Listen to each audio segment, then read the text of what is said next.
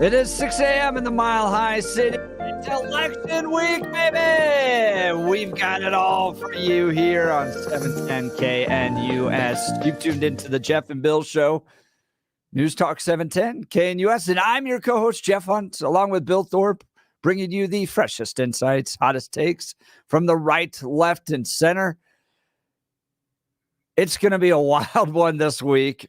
I heard the radio ad on the way in of Peter Boyle's Bill, and he's got a great lineup for Tuesday night. That'll be cool. That'll be neat. You and I will make appearances at some point or another, but we're not the focus. No.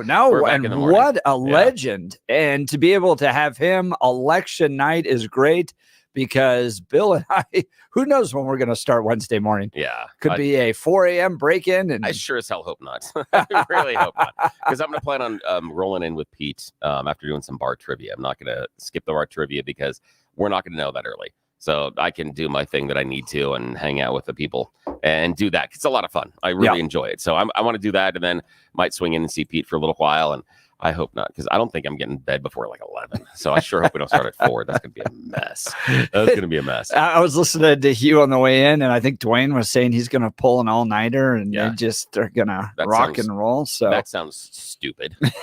And the reason why is because think about how you felt doing an all-nighter when you were in your 20s, college. Yeah. And now like 40s or 50s. No, that is dumb. I just would personally advise Dwayne, be smarter.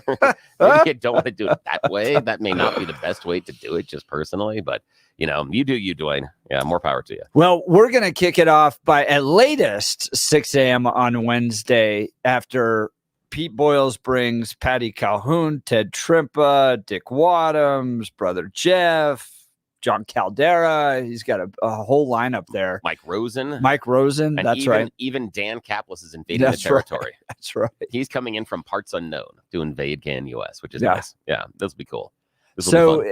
That'll be Pete Tuesday night. I think they start at 6, and that'll go however long it needs to go. And then at the latest, we'll jump in at 6 in the morning on Wednesday. If there's a lot of news coming in, we may jump in earlier. We'll have to see. But and then you've got Charlie Kirk, Hugh Hewitt, Sebastian Gorka, Mark Levin, Cal Thomas. Oh, my goodness. Think about the coverage here. So, and what we need to prepare ourselves for is we are only beginning story number 2. This is a chapter story. Tomorrow, Tuesday, will give us the end of chapter number 1. And then the second installment of the story starts because it is not going to be over by the end of Tuesday.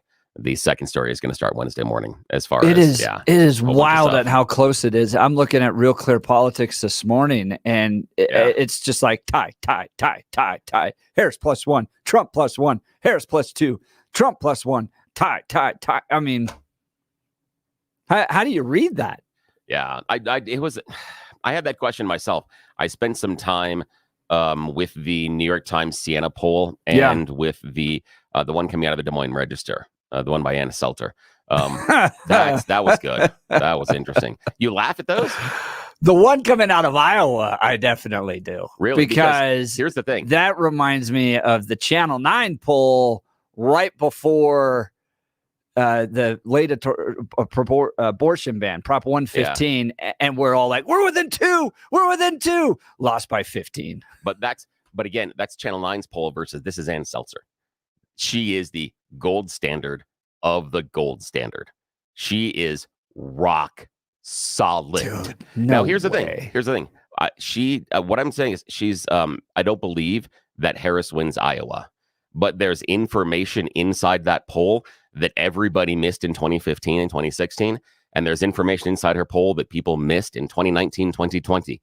And Ann was right. Now, am I saying that she's right about the results in Iowa? No, not necessarily.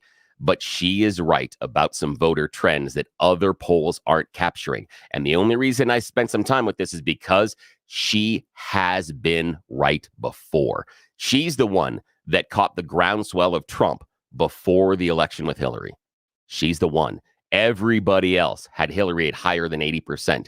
And she saw this uncharacteristic groundswell for Trump in the week beforehand. She was right. She's also the person that picked that Biden's popularity was eroding in the days before the election. Some people had Biden up by double digits going into the election. Didn't happen. So is she right about Iowa? No. But is she right about the stuff and the pullouts inside her, in her? Yeah.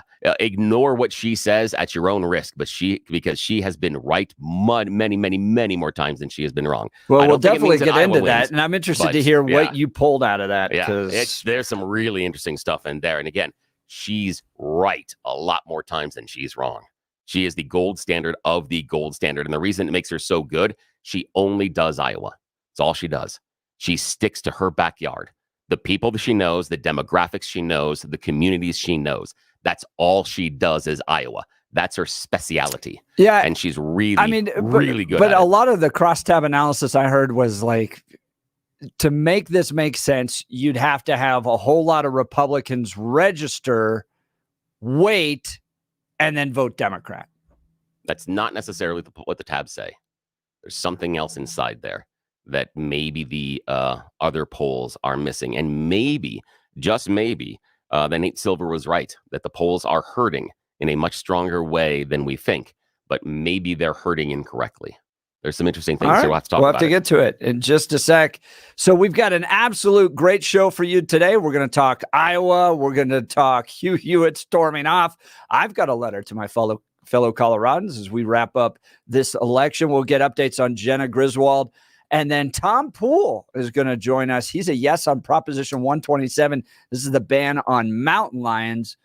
He's going to come into the lion's den and answer some questions, so to speak. So that'll be happening in the 9 o'clock hour. Absolutely fire show for you. Stick with us. But first, news and comment with Blake Olson. Good morning, Blake. Hey, good morning, Jeff and Billy. Happy Monday. Hope you had a good weekend. 33 and cloudy in Denver right now. Expecting a high of 46 today. The 7-10 5-day forecast coming up.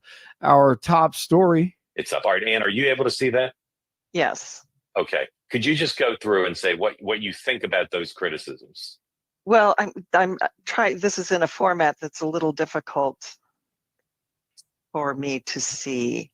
What does this D represent and the R represent? That's a polling guru, Ann Seltzer, the one that Billy was just talking about. I don't doubt that she knows everything she's talking about, but she didn't know what the R and the D meant in that video right there. So who knows? Nobody knows, but she may have an insight on what's going on with women, elderly women, with Kamala Harris. So she thinks there's a 2-1 lead with Kamala Khan in Iowa. We'll see. Go vote today if you love America and you love the Constitution. Voting in more than half the states will be monitored by the Justice Department tomorrow on Election Day. I don't know if that gives me any confidence. The left weaponized the Justice Department the last 4 years. The department says it plans to monitor compliance with federal civil rights laws in 86 jurisdictions in 27 states. Massachusetts and Texas lead the way with 8 jurisdictions each to be monitored, followed by Michigan and Virginia with 6 each. 2 men who are allegedly members of the Venezuelan gang Tren de Aragua, of course, were arrested by officials in Aurora in September for the August murder of Nilzuli Enrique Arnett Pettit. She was a 33-year-old, or he was, in Farmers Branch, Texas. Homeland Security investigations reported that on November 1st that Carl Luis Zambrano Bolivar, a 26-year-old, and 22-year-old Toro Gonzalez were arrested on September 26th in Aurora by Denver's Immigration and Customs Enforcement and Removal Operations Team.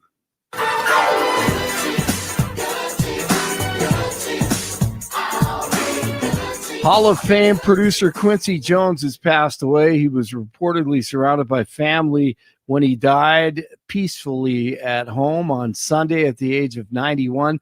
Jones earned a record 80 Grammy nominations and won 28 Grammys during a career that spanned more than 60 years.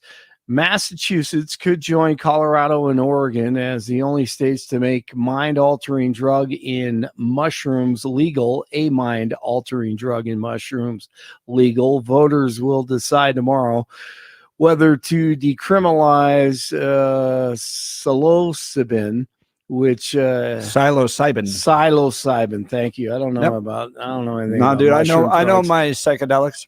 Yes, I know you do, and thank God you're educated on this. Advocates say that people overcome depression and post-traumatic stress. Exactly. Thank you. It's so stupid. Thank you. No, Please it's explain. like, so this is a psychotropic drug.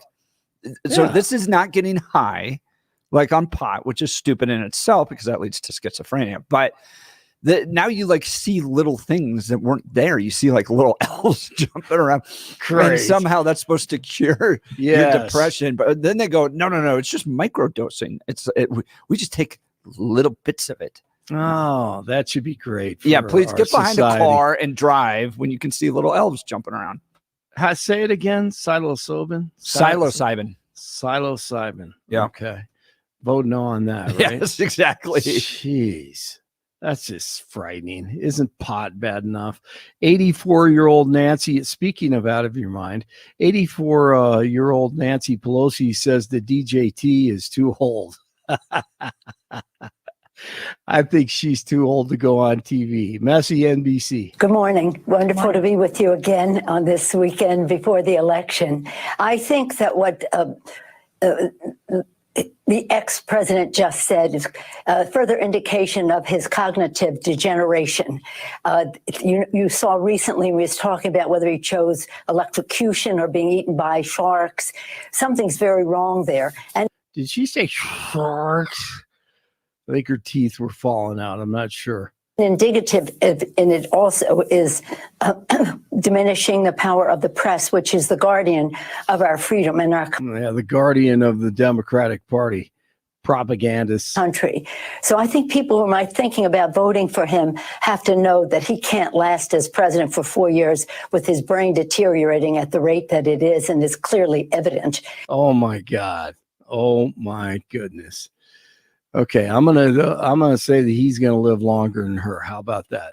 In the next 4 or 5 years, we'll find out today if a weeks-long strike by Boeing mechanics comes to an end today or continues on. They're voting today on a tentative deal that's being endorsed by their union, the International Association of Machinists. 1st and 10 down the middle, look wide open. It's Flowers again, and he breaks the tackle, and he's off to the end zone for a Baltimore touchdown. FTD, Flowers, touchdown. Baltimore Broncos lose to the Ravens 41-10. They fall to 5-4. 27 in Castle Rock, 29 in Broomfield, 33 in Denver. Jeff and Billy just underway. We are kicking off the week, a huge week, election week. And Monday continues right now. Blake Olson, News Talk 710 KNUS. Be ready for an active week of weather. It'll be partly to mostly cloudy today, highs only in the 40s. There will be a chance for a few snow showers early in the day. Fair tonight, mid to upper 20s. Partly cloudy, low 50s Tuesday. Chance of snow showers Tuesday night, upper 20s. Could be looking at a chance of some accumulating snow Wednesday and colder with highs only 30s. Weather sponsored by Colorado's Best Roofing, reminding you to protect your home from the harsh Colorado weather and schedule your free, no-obligation roof inspection today at roofingcolorado.com. That's roofingcolorado.com. Meteorologist Don Day in the 710 KNUS Weather Center.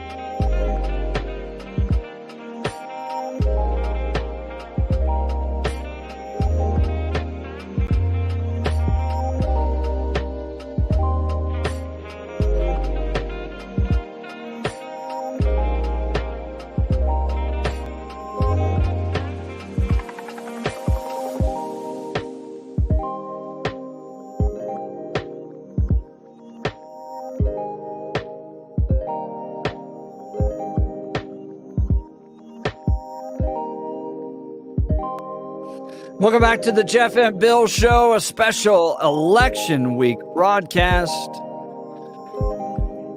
We've got a whole lot to cover. We're going to get to the Iowa poll here in just a second, but could young men boost Donald Trump?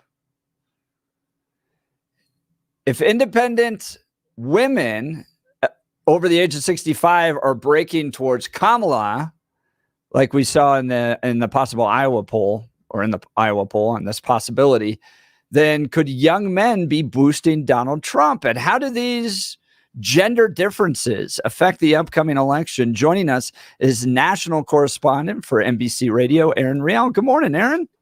Good morning. How are you today? It's going to be a wild week. I don't know what to plan, because this is my first time being a radio host during this week. Normally I'm working on presidential campaigns, but this is there's still a lot to discuss, especially kind of these gender differences. We saw the Iowa poll saying that independent women over the age of 65 are breaking towards Kamala in big numbers, but similarly, it seems like young men are really boosting Donald Trump. What are your thoughts? Yes, so they are. If you look at the actual numbers, and again, I think that's smart. It's going to be a big week. Let's go in nice and slow. Let's take it real easy as we kick this one off. But young men, they estimate that Trump could do 5 to 7 points better among young men than he did in 2020. And he did well with them in 2020. But this is if, and the big if, they show up. They don't vote. They really, really don't. Young men in particular, they vote at far lower rates than most other demographic groups. Even if you look at the 18 to 24-year-olds, women vote much more, and literally only half of them vote. So it's not great. Where if you look at 65 to 74-year-olds, 3/4 of them vote, or at least they did in 2020. And like you said, Harris is leading with women. She's doing the same thing essentially for female voters. And they're both pinning their political futures on the disaffected young men and young women. Now, just statistically, women get out there and vote more. But what's so interesting is that Trump has showed up at sneaker conventions and UFC events, and Joe Rogan's podcast, and Jake Paul, the social media influencer / boxer, has endorsed him. So the strategy could help offset Harris's really big advantage with the female voters, but at the same time, this machismo rhetoric, everything we saw at Madison Square Garden, not this past Sunday, but the Sunday before, that has a probability of turning off voters and not really securing any more than are already definitely secured in his base. Well, and I'm a little struck by how different young male Republican Donald Trump supporting voters are from what they were like when I was in college. So do you Tell remember me more? Do you remember the movie PCU? Oh, of course. Loved it. Yeah, right. With David Spade was the little college Republican in that movie. Yep, and Jeremy Piven as well. That was fun. Exactly. Carlin Funkadelic. Yeah. That was an awesome movie. So when I was growing up in college, the young Republican was kind of the David Spade. They did the little affirmative action bake sales, right, and they were pretty dorky, and I was one of them. And we weren't UFC, we weren't MAGA hats, Charlie Kirk rallies happening on college campuses. It seems like the young Republican has changed since the Bush days.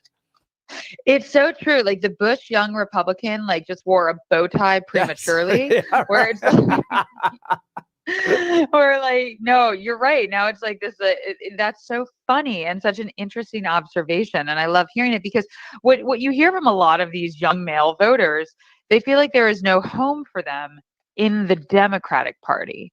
So I think that's the Democrats' fault, because there could be, there could be, and if you even, and they didn't make it a priority, which is such a loss for the Democrats and an opportunity for Trump, one of which he's taking on.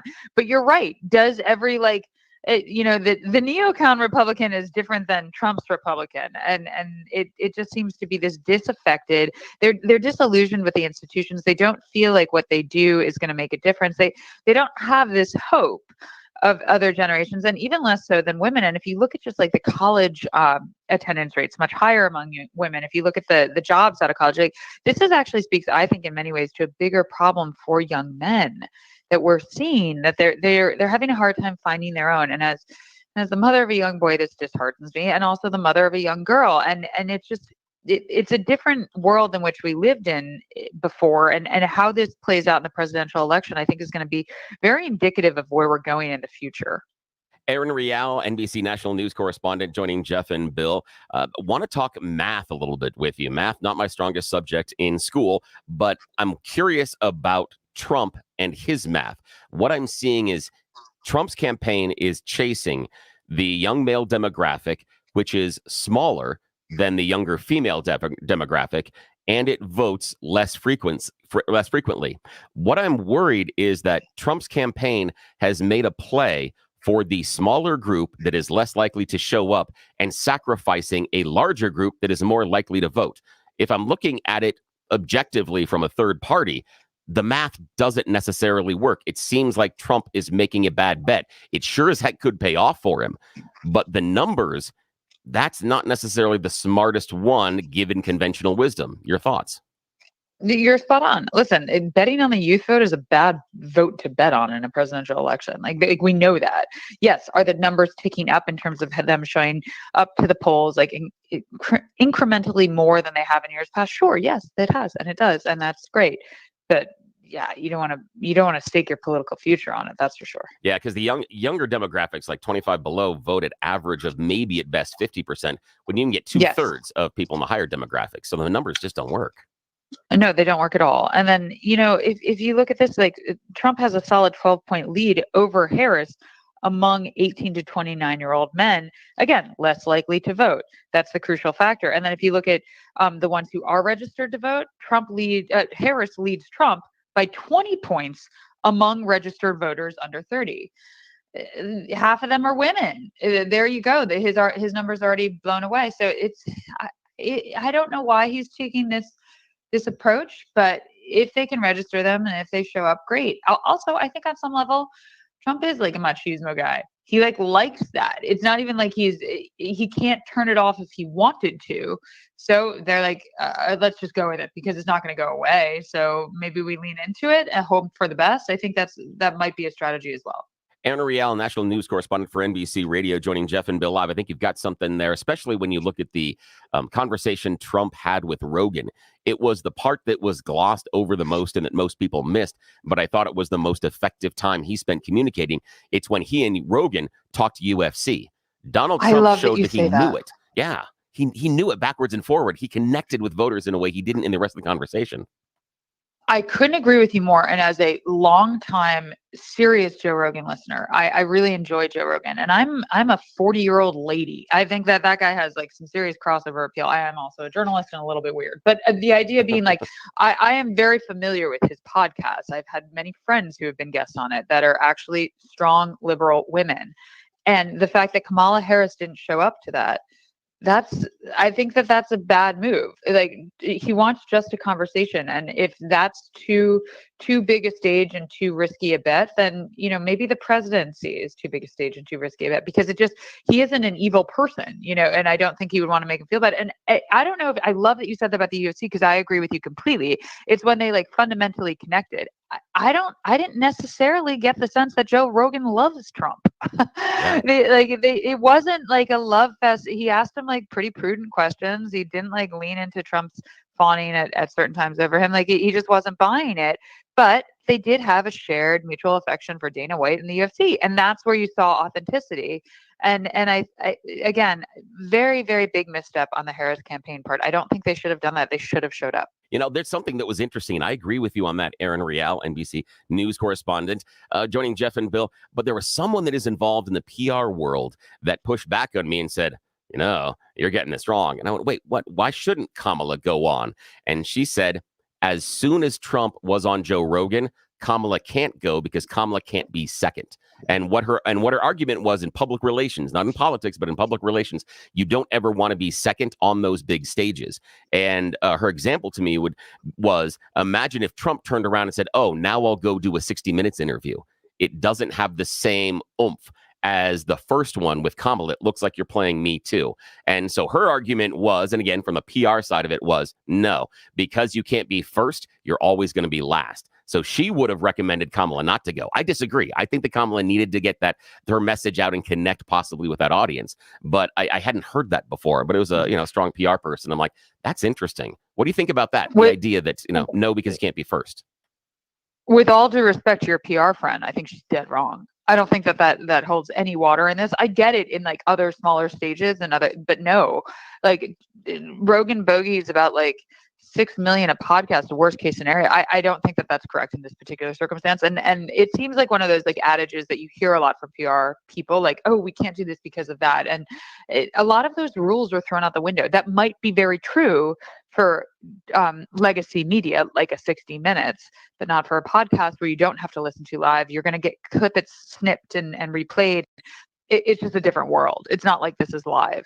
Yeah, I still think that if Kamala would have even gotten half the views that Trump got, that is still a win. I still would have just played the numbers personally. It's concerning to people too who like Kamala. They're like, well, why can't she show up? Like, he's not going to be mean to her. They just wanted to kind of like that. The idea that this is a bad place for her to go. Like, what would she have said that would? I don't think she would have said anything that offensive, but maybe she would have, and maybe not even offensive, but just something that could have waded into waters. I don't understand why they didn't do this.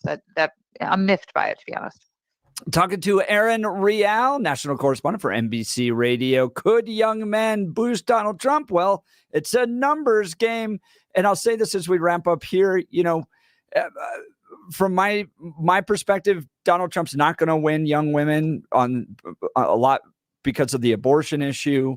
And so how he could compete there, I'm not quite sure. So go all in with the young guys, see as many votes as you can get there. They're disaffected. It's Monday morning, the first hour of my radio show. Right. Yeah. We're going in slow. Right, right. That's right. They're disaffected. And I think back to those young guys holding the flag during all the Palestinian-Israel protests. I think that was the University of North Carolina. To tap into that energy gives him an opportunity to at least pull some voters from young people.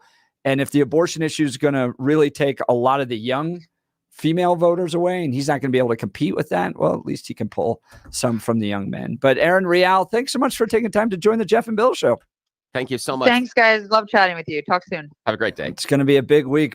Hopefully we could check in with her later this week on all these numbers. But yeah, young Republicans have changed. Oh, yes, they have. Yes, they have. I think that picture of David Spade in the movie PCU is like the best image of what young Republicans in the 90s and 2000s were like. Talking to my kids and explaining to them the evolution of the political parties over just the last 25 years, they're looking at me like, what? Wait, what? I'm like, I know. We all used to be like little Mitt Romney and George H.W. Bush clones in our khakis. It was Family Ties and Alex Peaky. Yes, exactly. That's who you were. Yeah.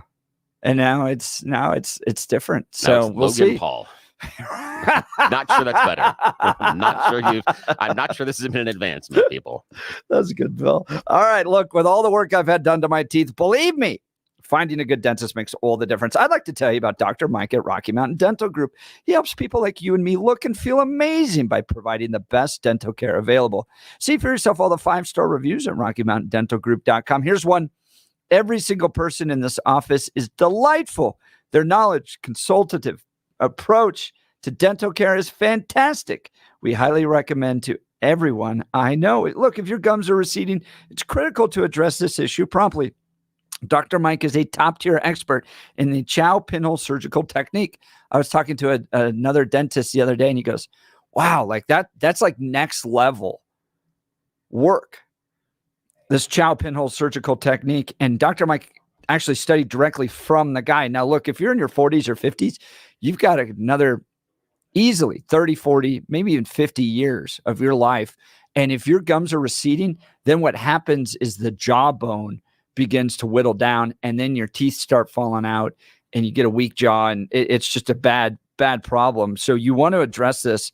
This method, the Chow pinhole surgical technique, requires no cutting, no sutures, and virtually no downtime. The pinhole surgery is so painless that many clients go on to have other areas of their mouth treated as well. They also offer sedation if you have any apprehension at all. So you make it Make it a nice, easy afternoon. Schedule a free consultation with Dr. Mike. Call 303-233-1335 or visit RockyMountainDentalGroup.com. Little sedation dentistry, 303-233-1335. RockyMountainDentalGroup.com to book your free consultation today. Dr. Mike's a good man. It's really fun when he comes into the studio. Smart guy. Can help you get your teeth all fixed up good. All right. Now, Billy and I are going to get into the Iowa poll. You're not going to want to miss it. We'll get to the phone calls as well. You're listening to the Jeff and Bill Show. Denver's talk leader, News Talk 710, KNUS.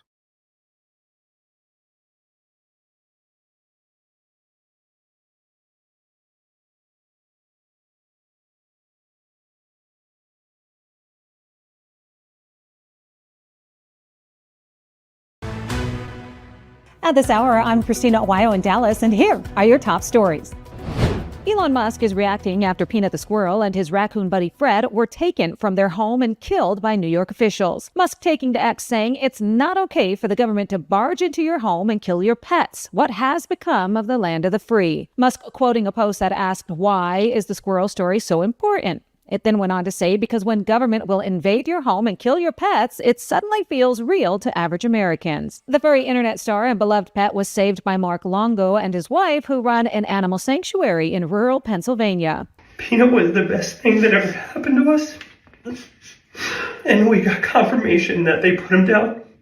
Longo and his wife, who established the animal sanctuary called Peanut's Freedom Farm last year, said officials would hear from him soon about Peanut and Fred's deaths, adding that he's going to take a stance on how government and New York State utilizes their resources. The NBA is considering changing the format for the All-Star game that will be played in San Francisco later this season, according to Commissioner Adam Silver. Silver, speaking before the Miami-Washington game in Mexico City, has wanted a more competitive All-Star event for some time. The Eastern Conference beat the Western Conference 211 to 186 last season, combining for the most points in the game's 73-year history and marking the first time a team scored more than 200 points in the game. That's what you need to know at this hour. In Dallas, Christina Ohio, Salem News Channel.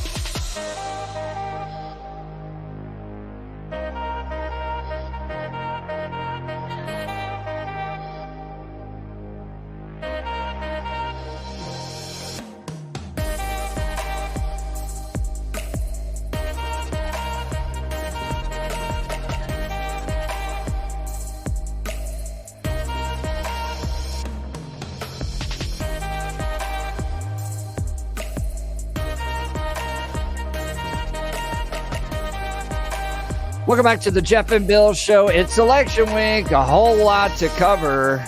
Is Trump going to win Iowa? Are there insights into this poll? Basically, that independent women over the age of 65 are breaking heavy towards Kamala Harris. That wouldn't be shocking to me. I feel like we've already talked all about the gender difference in this election, but numbers-wise, could that have a big difference for Kamala Harris? We have to watch and see. And it might not just be 65 plus either. That's the danger in the pullouts. It's going to be a larger demographic. That could spell doom. Outside of women or no women? Yeah, women, non-college educated white women. That's a scary, scary demographic for Trump right now. You should be frightened as far as how many of them are going to show up, because if they show up in numbers like they are right now, this could get ugly. Could get really ugly. I mean, in the Iowa poll, I think that Harris is leading Trump by 28 points in non-college educated white women. This is what's so weird about all these polls back in. So if you get onto X, you read like Republican registrations up huge, in a lot of these major swing states, and then all of a sudden they're swinging back towards Democrat. That's where I think there's a lot of confusion over the polls, and even poll experts are a little hesitant on this. And I think that's where people are misinterpreting it. I believe that the dominant indicator of this election is going to be demographic turnout based on male, female, not political turnout based on Republican, Democrat. I think that everybody that is saying, you think that people are registering as Republicans and then voting for Kamala Harris? No, I think registered Republicans are going to be voting for Kamala Harris or leaving it blank, and it's going to hurt Trump. That's what I think is going to happen. And that's the reach, man. Well, here's the thing: is we saw it in Arizona. It's not a reach. We saw it. That's why he lost Arizona.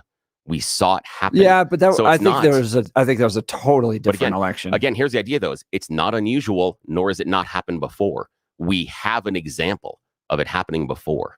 And so, and the argument I keep coming back to is, show me why Trump's a better candidate now, and how do you convince those people in Arizona that skipped him the first time? I don't think he's made that case. And so, could that trickle across the rest of the U.S.? Yes, it could. And that's what Ann Seltzer is showing us. That's what she's showing us. What you have to take out of that entire equation is the last 4 years of a Biden-Harris presidency and the problems that we're facing, and a totally open border. And what that's brought, and the idea of we're going back to 24 years of Trump and the frustration over that, we'll have to see. But let's get to the phone lines. Tony Littleton, good morning, Tony. Hey, good morning. So I've been listening to the discussion, and then also you're going to get into Iowa. I will, we're down to the last day.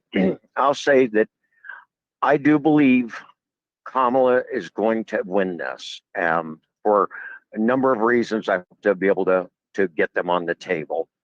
This is all about women. Trump did go after the young adult male low propensity voter as a strategy, and it was a good strategy. But part of the problem when you have a close race is you depend on ground game.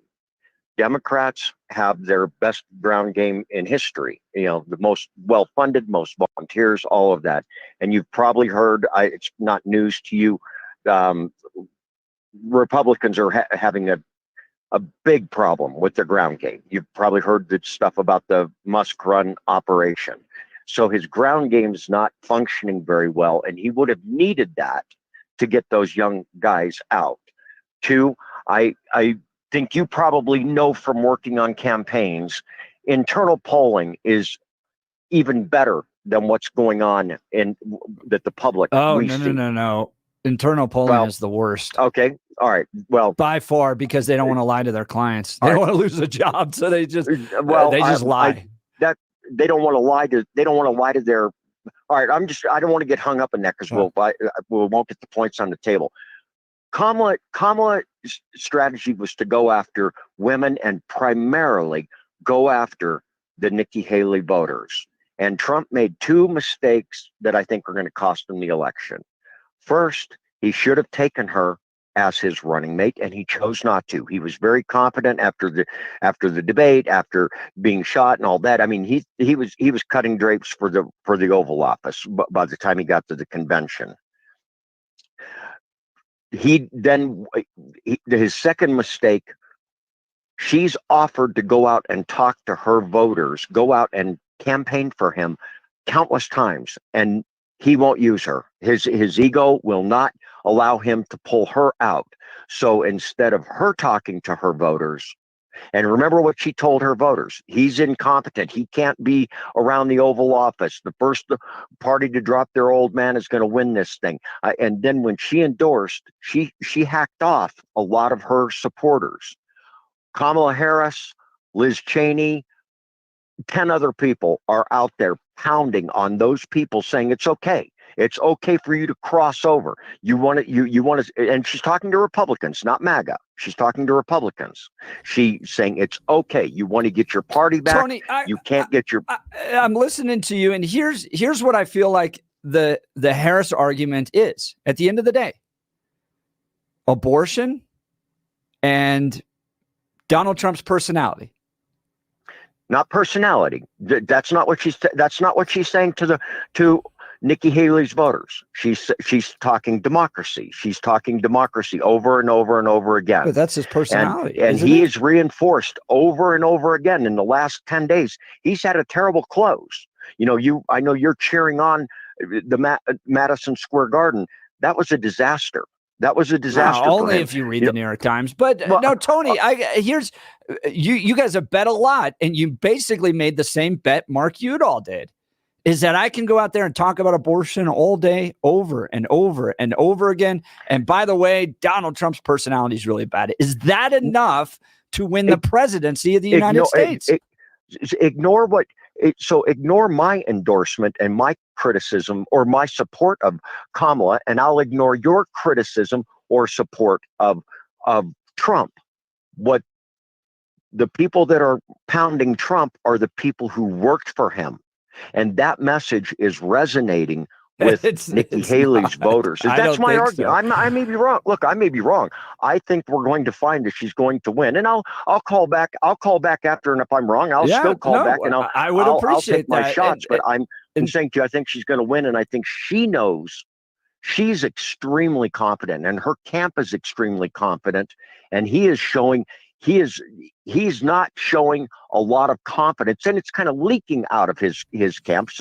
All this stuff leaks. Yeah, I don't see it, Tony, but I do appreciate that you call in. We have the conversation. You and I disagree, and we're going to absolutely have to look at this and provide some analysis post-election. Tony, really appreciate the call. We'll continue with your calls and texts. We got You Choose the News coming up. You're listening to the Jeff and Bill Show. Denver's talk leader, News Talk 710, KNUS.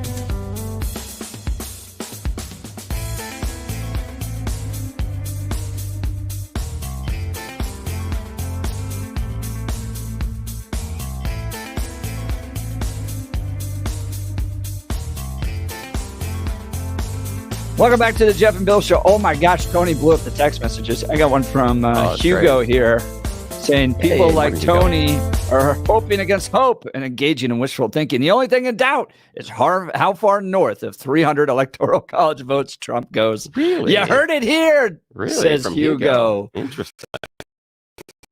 So we'll have to watch. All right, let's give the people what they want, Mr. Bill. Yes, it's that time of the morning.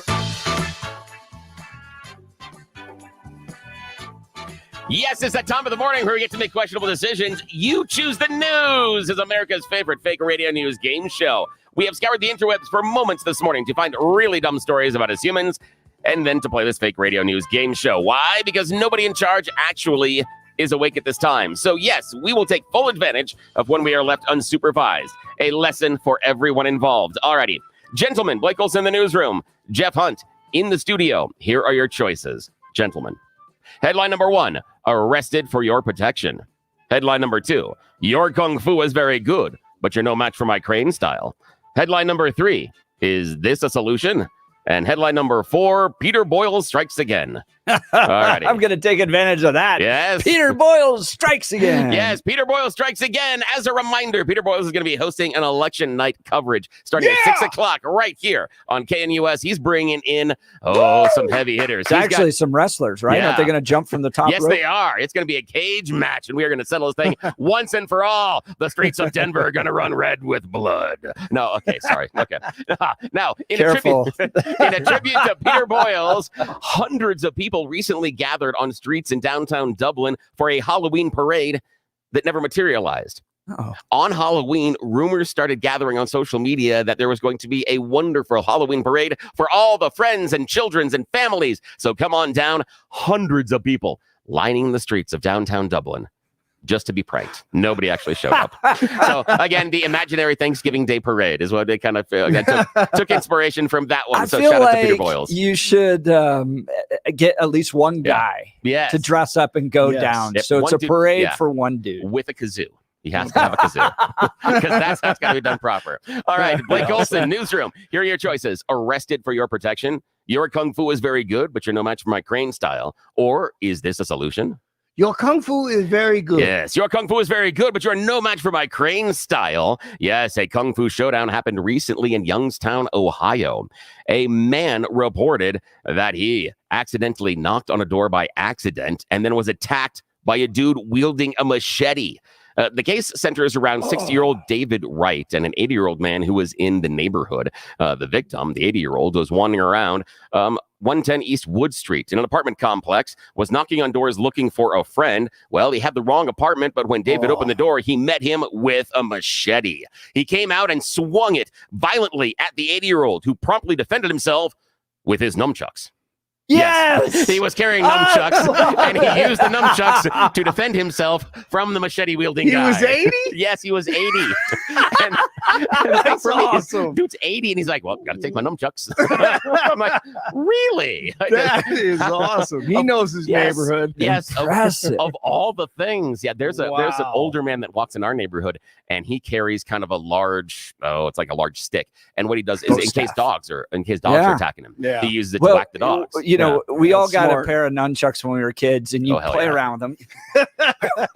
And then you make one move, one bad move, and it hits you in a very important area, and then you never really play with the nunchucks again. That was one of the things I actually was into at the time. I was into Shotokan. So at the time, I actually could do nunchucks decently. Decently. Yeah. I could do it. I was okay Do you with have them. throwing stars, Bill? Not anymore. But oh boy. The number of throwing stars that I own. Okay, let's just put it this way. Okay. I didn't just have my share of throwing stars. I had my share and probably Jeff's share and Blake's share and probably several people I'm listening really to the show starting shares. to get to know you well. Oh yeah, that was all my allowance was spent on for weeks. Yeah, all sorts of different sizes. All righty, now we got to wrap this thing up. Here we go. Jeff on final choice: arrested for your protection, or is this a solution? Arrested. Yes, arrested for your protection. Here we're traveling to South Korea. South Korean police have arrested a YouTube streamer here from America for his own protection. Why? Because he was being an ass. He was going around South Korea doing a whole bunch of pranks and antagonizing people. And in his latest video, he was assaulted by a South Korean, punched in the face Those during guys the get video. shot. I don't get the prank videos. Yeah, so they arrested him saying, no, we're taking you into custody, obviously, for your own protection. What are things that he did? Well, in one counter, he went in, and because they didn't let him drink enough alcohol, he poured noodles all over the counter and yelled at people. He went into another place and started playing North Korean music on buses and yelling at people how they need to defect. So again, he was trying to be a jerk. Yeah. He got punched in the face, and now he's been arrested for his own protection. Oh, boy. Yes. Well, for my own protection, I'm going to read you a letter to my fellow Coloradans. Coming up next, you're listening to The Jeff and Bill Show. Denver's talk leader, News Talk 710, KNUS.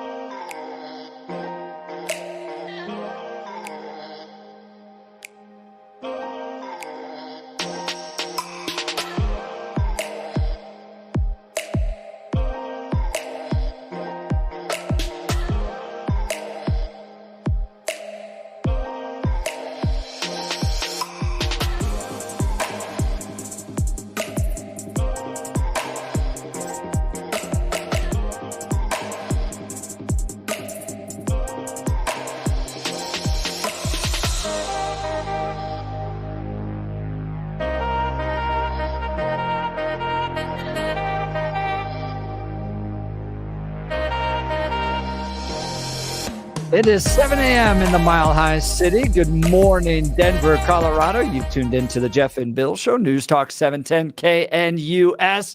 It is election week. It's my Super Bowl week, baby. I love this week. It is so fun. All the analysis is going to take place. I will ride the roller coasters all the way to the heights and back down to the depths, and I will weep for the direction of the state and all that and more. But you've got to stick with us all week long. Peter Boyles is doing an absolutely fantastic, historical show Tuesday night. He's got Dan Kaplan, John Caldera, Patty Calhoun, Mike Rosen, Brother Jeff, Ted Trimpa's going to be there. I think Dick Wadhams is coming by. It is an absolutely jam-packed show. They don't even know how late they're going to go Tuesday night. And then Billy and I will pick it up Wednesday morning with all the analysis that you need. So you're not going to want to miss it. We've got an absolutely fantastic hour planned for you today. Hugh Hewitt storming off the Washington Post set. I might take my ball and go home. I love what he did, man. You got to call these guys out. Be done with this. It was dumb. Media crap. It was dumb. This is why Billy and I have a show, because I see it one way, he sees it the other. He made a huge mistake. No, he didn't. Enormous Dude, mistake. these press institutions need to die a withering death, and you do it by not giving them any oxygen. So, but we'll cover that in a second. Plus, I've got a letter to my fellow Coloradans on this upcoming election. We'll read that in just a moment. But first, news and comment with Blake Olson. Good morning, Blake. Hey, good morning, guys. Yeah, Hugh is so fair to the left. I was so glad he did that.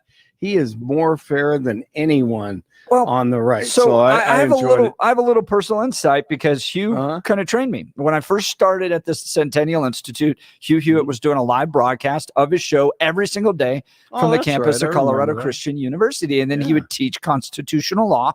And so I spent countless days over in his studio learning how he did it. And Hugh's insight at that point was to build friendships with the left in media to at least provide that counter narrative voice. He's like, I want to be the guy that the libs on MSNBC will invite on because we're friends. I'm friendly, all that stuff. I think that Hugh's just had enough. Yeah. And you kind of reach a point with these people where you go, this is about an agenda. Yep. This is not about news. This is not about fair coverage of an issue. They are using powerful institutions to drive their agenda forward. And look, I never claimed to be a journalist. I'm not trained to be a journalist. I'm on radio as a conservative commentator. We provide news around that. But all these other people out there, like in the Washington Post, if you look at their titles, in that video where Hugh storms off, it's all associate editor, associate editor. These are journalists, and they're using their institutions to try to get their candidate to win while under the guise of news. And I think Hugh has just had enough of it. Yeah, he has. He has been, so kind to them and easy for years. I mean, almost to the point where he drives me nuts, man, sometimes, because I'm like, what, are you kidding me? That guy is a squishy rhino. Why are you, and he is so fair. But so I was glad. I was happy to see what he did. I don't think it's a big deal, but you guys will talk about it. I think it's a great conversation. And it is 34 and cloudy in Denver, expecting a high of 46 today. The 7-10 5-day forecast coming up. Our top story. They estimate that Trump could do 5 to 7 points better among young men than he did in 2020.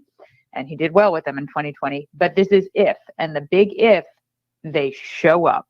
They don't vote. They really, really don't. Young men in particular, they vote at far lower rates than most other demographic groups. Erin Real on with Jeff and Billy this morning, last hour. If you're a young man and you love this country and the Constitution and freedom, go vote. Vote today. Here's Doug Emhoff, who has a shady past. He's a Kamala Khan lover. Well, that's because he's Kamala Khan's husband, and has all the answers for young men. What I talk to young men about who might be taken by the fun side of Donald Trump, such as it is, the dancing, the going to the wrestling matches, going on the podcasts. Yeah, those are all cool things, by the way. And and trying to portray himself as someone who he really is. And I think Cardi B called this out. Oh, Cardi B. Yeah, that's who we should listen to. Yes. Don't get me started on Cardi B, Dougie. It's just all a hustle. And so what I'm trying to employ. It's all hustle from the hustler himself. For young men in particular, do the research. He's not your friend. You know, I don't want him to be my friend. I want him to protect the Constitution and make sure that lefties, commies like you don't take over the country. Continue. Policies that he's talking about will not help them in the economy. The policies that he's talking about have nothing to do with them. So they have a lot to do with them.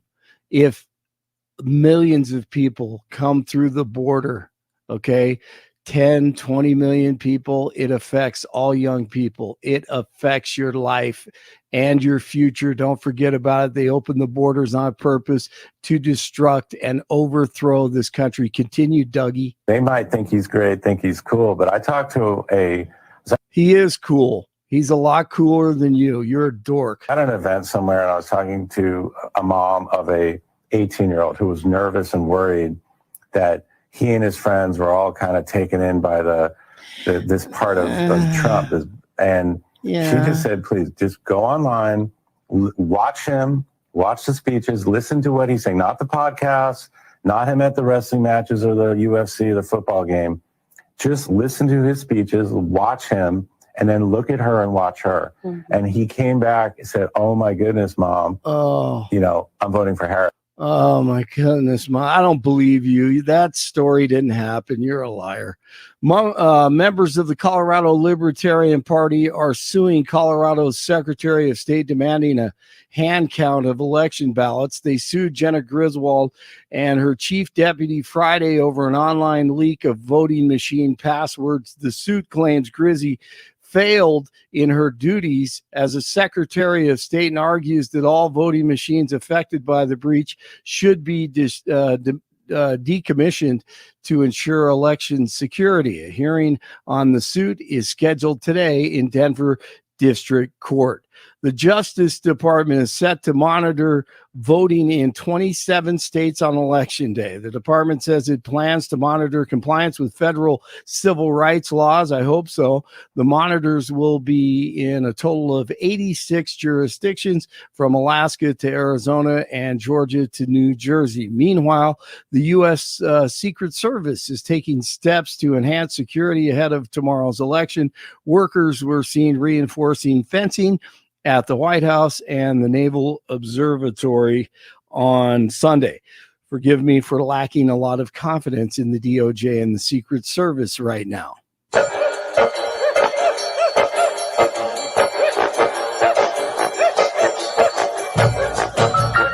That's just one of the hits that Quincy Jones produced. Legendary music and television producer Quincy Jones is dead at the age of 91. So many hits.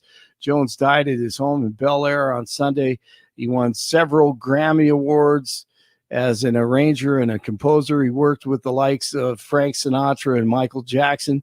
Hospitals in Texas are now required to ask for and record the citizenship status of patients. The executive order. That's great. Yes, isn't that great? Imagine that. Common sense. Republican Governor Greg Abbott went into effect on Friday. It includes a requirement that the hospitals file a report on the numbers by March. Hospitals are assuring patients that no one will be denied help regardless of how they answer. Right. That's not about denying people. That's about figuring out how much money we're spending on these folks. Amazing. Accountability there.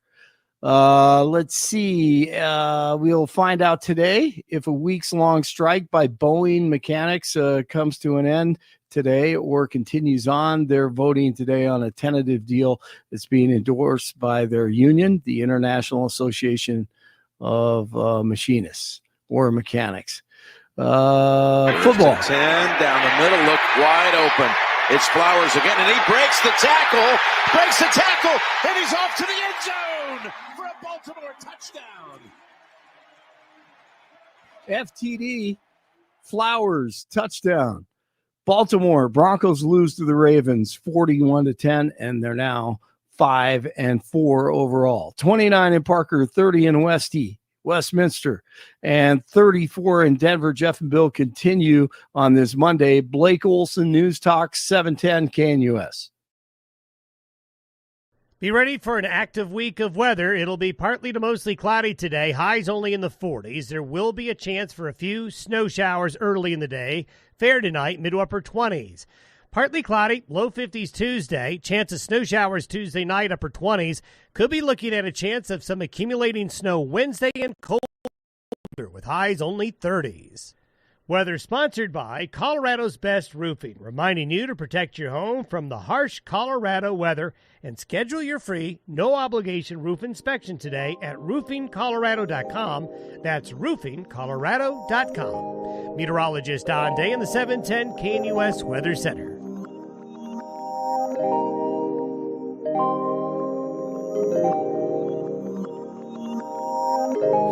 Welcome back to the Jeff and Bill Show. We're talking all things election season, as this is today or tomorrow here in Colorado. That's it. And we've got snow coming in all week long. Dude, it was snowing this morning when I left my house. I know. And the thing was, it's just, okay. So early in the morning, it's dark and dog needs to go out and go potty. First thing. Coming downstairs after I take a shower in the morning. Yeah. First thing, she runs to the back door and she scratches and opened it up and there's a little bit of flakes there and she kind of sticks her nose out there and she's like, ooh, nah. Ooh. Yeah. What she did is she went back inside and I closed the door and she does like 2 laps around the kitchen and kind of like, do I need to? How badly do I need to go? How bad? Okay. I got to go potty. Okay. Get ready. And then she goes back to the door. Okay, I'm ready. And then gets out there and gets back in as quickly as possible. But she almost has to psych herself up making 2 laps around the kitchen just to make sure she's ready to go outside into the snow. But yeah, we're going to get it. So you got to get out there and vote right now because it's just going to get worse. And if you're not voting, you got to tell me why. Because I don't hear you complain. If you're not going to vote, don't call here and complain. Well, I mean, don't vote, don't bitch. Why not? Do you believe the system's so rigged you're not going to vote? The candidates are so disgusting you're not going to vote? That's really interesting. I have a person in my life that doesn't vote, and their argument is nothing changes appreciably, that it doesn't matter what party's involved. Yeah, it's the checked out mentality. Yeah, just kind of like, dude, I'm going to do my own thing, whatever. That doesn't matter who is, and this is not necessarily local politics, it's more national, but it's the idea that it doesn't change, that, their life hasn't gotten appreciably better or worse over the 2 previous presidential cycles. And this goes back decades. And they're like, things didn't get that great for me under Obama, didn't change and become that great for me under Trump, wasn't that great for me under Clinton, wasn't wonderful for me under Bush. Are they the type of people that kind of just check out in other areas too? Like in a sense, like they, a little wacky tobacco. No. Gonna hang out and just kind of drift through. No, life. What they are is they're more of the person of, it's up to me. That no one else is going to make this work, and that I have to make this work because no one else out there is going to, and they're a small business owner. No one else out there is going to be the person that's going to put food on my table. No one else out there is going to go to the customer's house. No one else out there is going to do the work that I have to do in order to feed my family at night. Yeah. I'm not going to be able to support. I can't count on anyone else doing it other than me and my 2 hands. Well, I appreciate that, but I think they lack a lot of historical context, which I'll get to in a second. But like most of history, you were stuck with whatever king, queen, or Caesar you were given, and there wasn't much you could do about it. You have such a rare privilege to actually shape the direction of your government that it seems like a waste of resources in my mind not to do it. But let's go to the phone lines. Craig, Douglas County, good morning. You're on the Jeff and Bill Show. Good day. Yes, why not vote? I don't understand. And within the last couple of weeks, I have now voted for ex-President Trump 3 times. But I think Harris is going to pull this thing out. I originally thought things were going well, but she's been a little bit stronger at the end here. There's reasons this is going to happen. Harris is a woman. I think people like novelty, if nothing else, and they'll be able to be very pleased with themselves for voting for the first woman president. And Craig, that's just crazy to me. I'm sorry. I'll take a moment on this. And you probably agree with me, but I want to address those people out there who are willing to vote for somebody simply because of the chromosomes they have, or somehow they feel that they need to rectify a historic wrong. All right. I have no problem. I have no problem with the idea of electing a woman. I think there's some fantastic, fabulous women out there that could be the first women president of the United States. Kamala Harris is not that. When you look at her educational background, when you look at her electoral background, her leadership, really, the district attorney of San Francisco, the attorney general of California, the U.S. senator from California, when you look at the destruction that has followed her political leadership, that is the person we're going to elect as the first woman president of the United States of America. Seriously? There's so many other better people. And then to just put the future of our country in the hands of somebody who's had all of those problems in her leadership, it just seems irresponsible to me. What do you think, Craig? Certainly cannot disagree with that, but that is the way some people think, I believe. Second thing is going to be a lot of people that somehow have support from the government. I'm not going to try to denigrate any of them, but they'll be likely voters. But the worst of all is the never Trump Republicans. And I've recently discovered that I know some, and to talk to them is in a few minutes pointless. No, and they're so clouded. Really they're so blinded by this like anger and frustration towards Trump that they're willing to cross over and hand an election to somebody like Kamala Harris. That's another group that I've just never understood, because we're voting about policies, we're voting about leadership capability and direction of this country, and to hand, as the Wall Street Journal said, Kamala Harris and a fourth Obama term because somehow you don't like his personality or what he tweets or the way he engages with press seems wildly irresponsible to me. Policy is the issue that we should be looking at. Unfortunately, I think the electorate at large, and by that I also mean the ones that don't vote, when you put them in, is fairly ignorant of policy. Yeah. Craig, I got a question for you. When you're talking about policy, meaning the change, could the policy, I know that everybody talks about, when they say policy, they mean economics. They mean the choices and the kitchen table issues. What I'm saying is, could the policy possibly be the Dobbs decision? Is that the policy some of these voters are going to hinge on?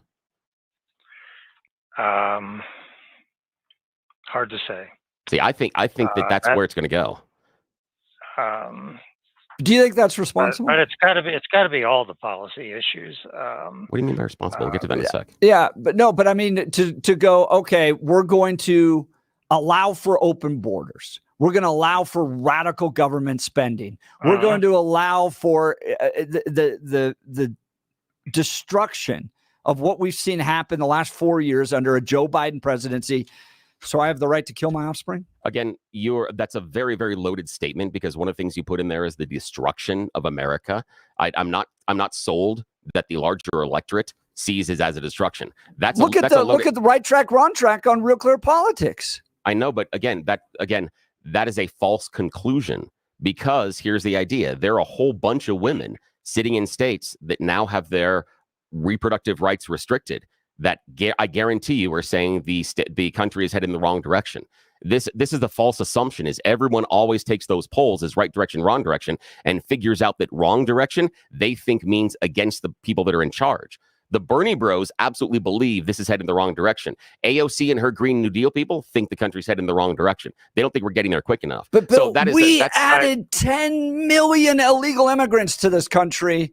I know. And you're willing to allow that, not you, but these voters are willing to allow that to take place so that they can have sex with whoever they want and kill their offspring? Well, here's the thing is, again, and Craig, I'll let you go in a second here. Again, you're making an assumption. You're making this an assumption that this is on-demand birth control at all the time because these women are being 90% forced. of abortions are elective. But I believe that there's more than a third of them already have kids. and they're in committed relationships. So it's not as if they're going out whoring around. And that's the misnomer. That's the misconception. Craig, what do you think about it based on the policy? Well, Could the policy be the abortion one? I hate to disagree or agree with Billy, but I have to Yay. here. And it comes down to this. People of my bent, and I'm quite conservative, if they do not believe that the other side believes what they believe, absolutely. And you have to understand that those people have a position, and I definitely completely disagree with their position. But if you don't understand that they have a position, and that drives all their thoughts, just like everybody on my side has our thoughts and drives our thoughts, you miss the point, I think, of how you have to operate within that. Well, Craig, I don't think you're wrong, but I'll say it. If you're voting purely on abortion, I think you're voting selfishly. I think the act of abortion is selfish. And if that's going to be what drives you to the polls, while we deal with a failing economy, while we deal with inflation, while we deal with $35 trillion in debt and 10 million people pouring across our border because you want to have an abortion, you're voting selfishly. And I think you're destroying the country as a result of it. Can't disagree with that either. Hey, Craig, I appreciate it. Thanks for the phone call. Now, the thing that I would ask and add to that is, of all those policies that you mentioned, which of them impacts the individual the most? Probably the illegal immigration. No, the abortion. No. Yes, No. because here's the reason why. Denver Health can't serve people because it's run out of money. Here's the reason that's why. a lot bigger problem to a lot of people than Here's the reason abortion. why. No, not at all. Because it's about the choice. It's about the woman being allowed to make the choice. All the issues about the economy doesn't necessarily impact her ability to make a choice. The illegal immigration doesn't impact her ability to make a choice. That's what the GOP and Republicans are missing in this election cycle, and what they're missing about Dobbs. At the core, this is about an individual person's choice. No, it is not. Yes, it is. That is not the core. The Yes, core it is. No, it it's the murder of an innocent child. Wait, you shouldn't have that choice. Hang on. You don't think anybody should have that choice. No. And I'm saying that people can agree or disagree, but at the bottom line, it's a choice, and that's what this is about. And it's a core choice for an individual. None of these other issues operate at that core value of an individual making a choice. And that's why the Republicans are shocked that abortion is rising up and being more of an issue than they believe it should be. They think it should be the kitchen table economics and the immigration. Yes, They're because shocked that about actually in your opinion, but for an individual woman, someone's abortion choice doesn't affect me. Because their willingness to vote for Kamala Harris absolutely affects me. But hang on, but that's because you have testicles. The ability to choose whether or not you have an abortion is core to a person that has ovaries.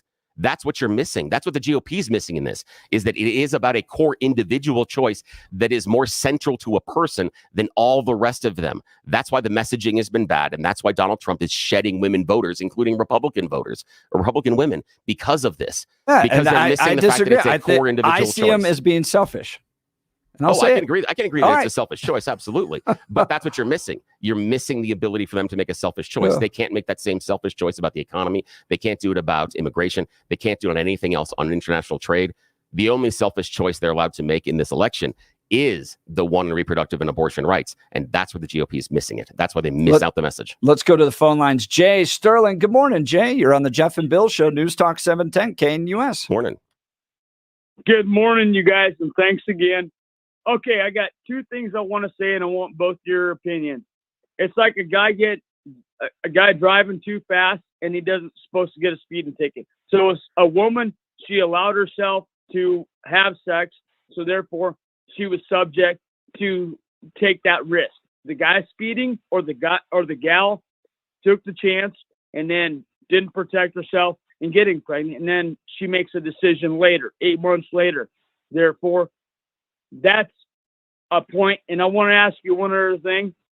I got 3 things. Do you got studded tires on your motorcycle? No. I know you like to ride.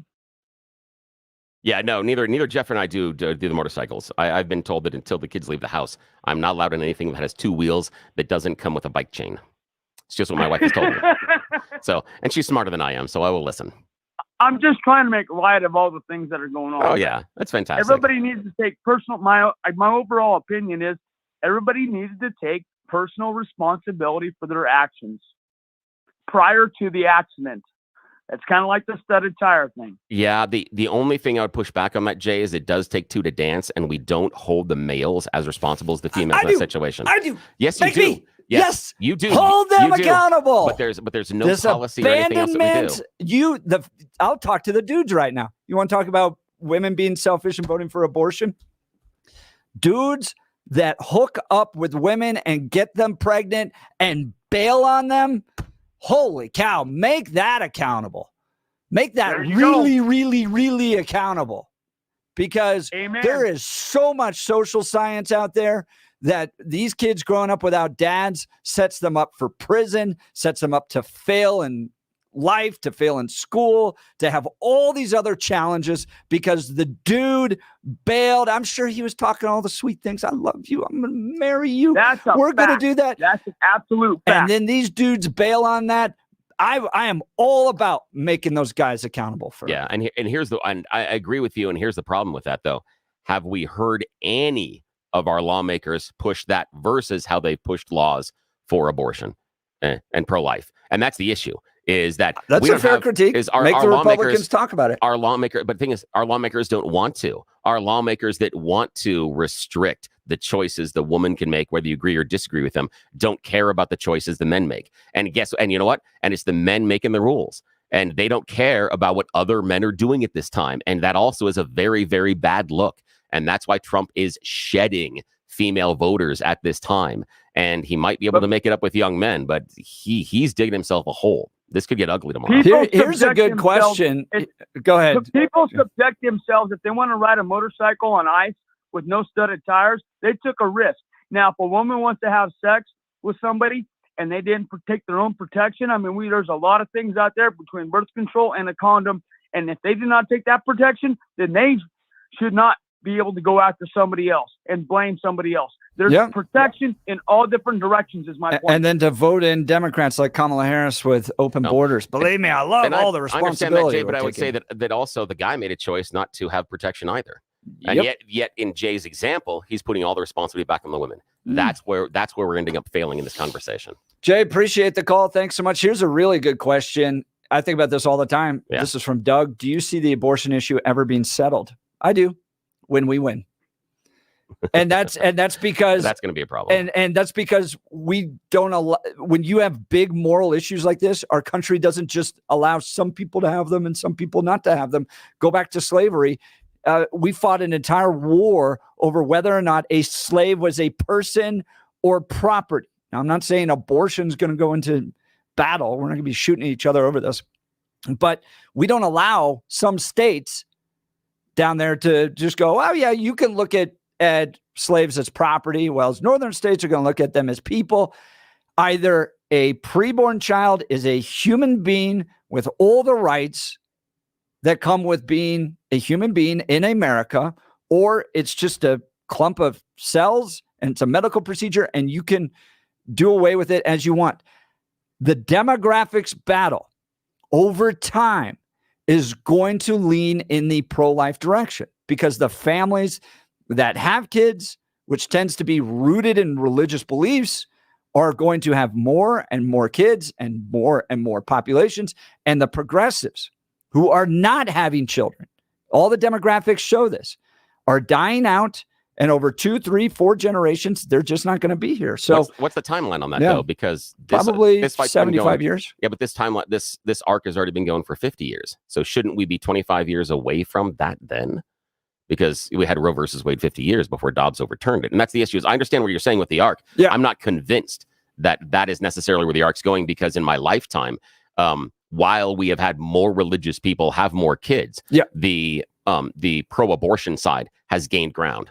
So I haven't seen what you're saying hold true over the past couple of decades. Just recently, recently. And that's in like the response. We were actually getting more pro-life up until Dobbs, and then Dobbs happened, and now you're having electoral success at the ballot box. But to the Iowa poll, Billy, I think it's independent 65 plus old women that are driving that, not necessarily young people. You know that he's winning them by a 2-to-1 ratio, right?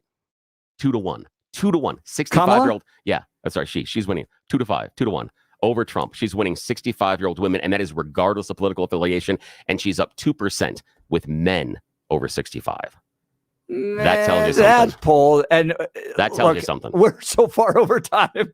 Billy and I have kicked off Monday of election week with a whole lot of debate. All right. Hey, I want to talk to you, my friends, over at Mountain High Appliance. They've cooked up some tasty deals for your kitchen. Now, for a limited time, receive up to a $3,000 rebate with the purchase of qualifying GE Cafe appliances. Enjoy the price match guarantee that comes from Mountain High Appliance and their special financing options. Visit one of their 4 locations for all the details and upgrade your kitchen with GE Cafe appliances. Look, you've got Thanksgiving coming up. You've got Christmas. You've got Hanukkah. You've got all these great family-oriented events. Why not update your kitchen so you really can wow everybody and have a fantastic holiday season? Mountain High Appliance is in Denver at East 64th, Littleton, Louisville, and Glenwood Springs. A Mountain High Appliance. Experience the difference. We'll continue with your calls and texts. You're listening to The Jeff and Bill Show. Denver's talk leader, News Talk 710, KNUS.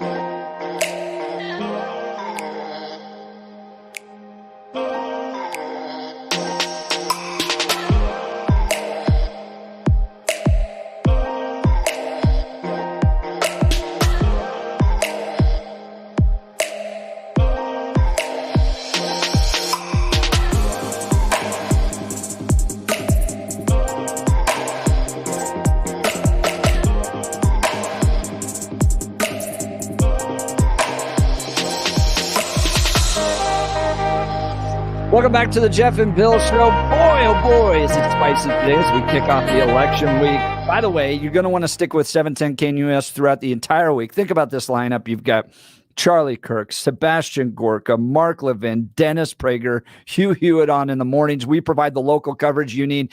And then Tuesday night, Peter Boyles with an absolutely wonderful lineup of folks to provide commentary. Patty Calhoun, oh gosh, they're all falling out of my head. Ted Trimpa is going to be here. Brother Jeff, Mike Rosen. Yeah, Rosen, that's going to be great. He's coming. He's come out of retirement. He's shaking off the Danny rust. Kaplis will be here. Invading the territory. This will be one for the record books. This is going to be awesome. And you and I are going to be appearing at some point in time that has been yet to be determined. So we'll pop up as well. But but definitely we'll be providing the after analysis Wednesday morning. Yep, so when absolutely. you wake up, tune in 6 a.m. Wednesday morning, all the way through 10, we'll provide the analysis because we'll probably know at least some of the Colorado ballot initiatives. Maybe not the presidency, but Colorado ballot initiatives. Let's go to Dwayne Divide. Good morning, Dwayne. You're on the Jeff and Bill Show. Hey, morning. Yes, good morning, gentlemen. So nice to talk to you. 8 inches of snow up here at 10,000 feet. So happy to have that while driving to the bus. Oh, yeah. You know, you guys may complain about your little dustings, but 10 inches, and I was like, oh, yeah, we're taking the Baja bug this morning. Cold that it is, but we will do. Few things, Jeff, unfortunately, I have to sit there and say, and Billy both, there will always be abortion. You will never be able to make another Roe versus Wade. So everybody needs to kind of take half of their football here and play with it. There'll always be reasons for it. And the fact that anxiety medicated anxious women will sit there and vote for something that 90% of them may never get. That's going to be one of the first things that we all have to come to terms with. Dwayne, I want to repeat that. You said medically. Say that again. Anxiety medicated anxious women that will sit there and vote for abortions, of which 90% will never get, yes, may sway an election of a situation. Yep. Because the Democratic Party is heavy on anxiety-riddled, medicated Dwayne, ladies. here's the and thing, that is though, a fact. I think that you're making a mistake on the idea that it's about the woman saying that when you're talking about the idea that a woman that may never make that choice, that's not really the core issue. The core issue is about not letting any woman make the choice. And this is the argument. Well, hang on. This is the argument that I heard from like Charlie Kirk and some other people where they were like, well, why in the heck should a woman that is over the age of 55 or has gone through menopause care a lick about abortion? They do because of their children and grandchildren. They do because of the younger women in their life. They don't have That's the reason. grandchildren if they agree with that. But here's the thing is, they might sure have them, but their grandchildren might have to make a choice that we don't necessarily agree with. That's the core of the issue that everybody's missing. Okay, and I speak from an experience point that only a few people can. My nephew, now son, thanks to the adoption papers, woohoo, and all the work that went through that, his mother was an alcoholic. She had to have him removed early because she was testing positive for heroin and methamphetamines. So he was pulled early. The father's a meth head felon. What kind of life would that child have had with the cerebral palsy and the 9 surgeries we've had and everything else and all the dedication I've had to go through? I'm not bitching. I'm not complaining. I'm just saying that child only got me because I was blessed. As a reluctant Christian, Jeff, I was blessed by giving this child the best life I possibly can. Man, what an example. But I will say this, Jeff, in that situation, if I wasn't there, if he was sit there and his soul was recycled to somebody else, I'm almost for that. I don't want to see it. It's an aberrant situation, but I agree with Billy on some of this, is that sometimes it has to be done, because if you look at the two people that are involved, do you want that child coming out and becoming the next serial killer, whatever? Jeff, I understand. I see all babies as Dwayne, beautiful look, and everything else, we but I jump, also see reality. We jump to those examples and say that that's the rule when it's the exception. The rule is 90+% of abortions are elective simply because it's used as a form of birth control. And that's not our right. I'm sorry. They're created by God. They're not, Dwayne, I disagree with you. They're not recycled souls.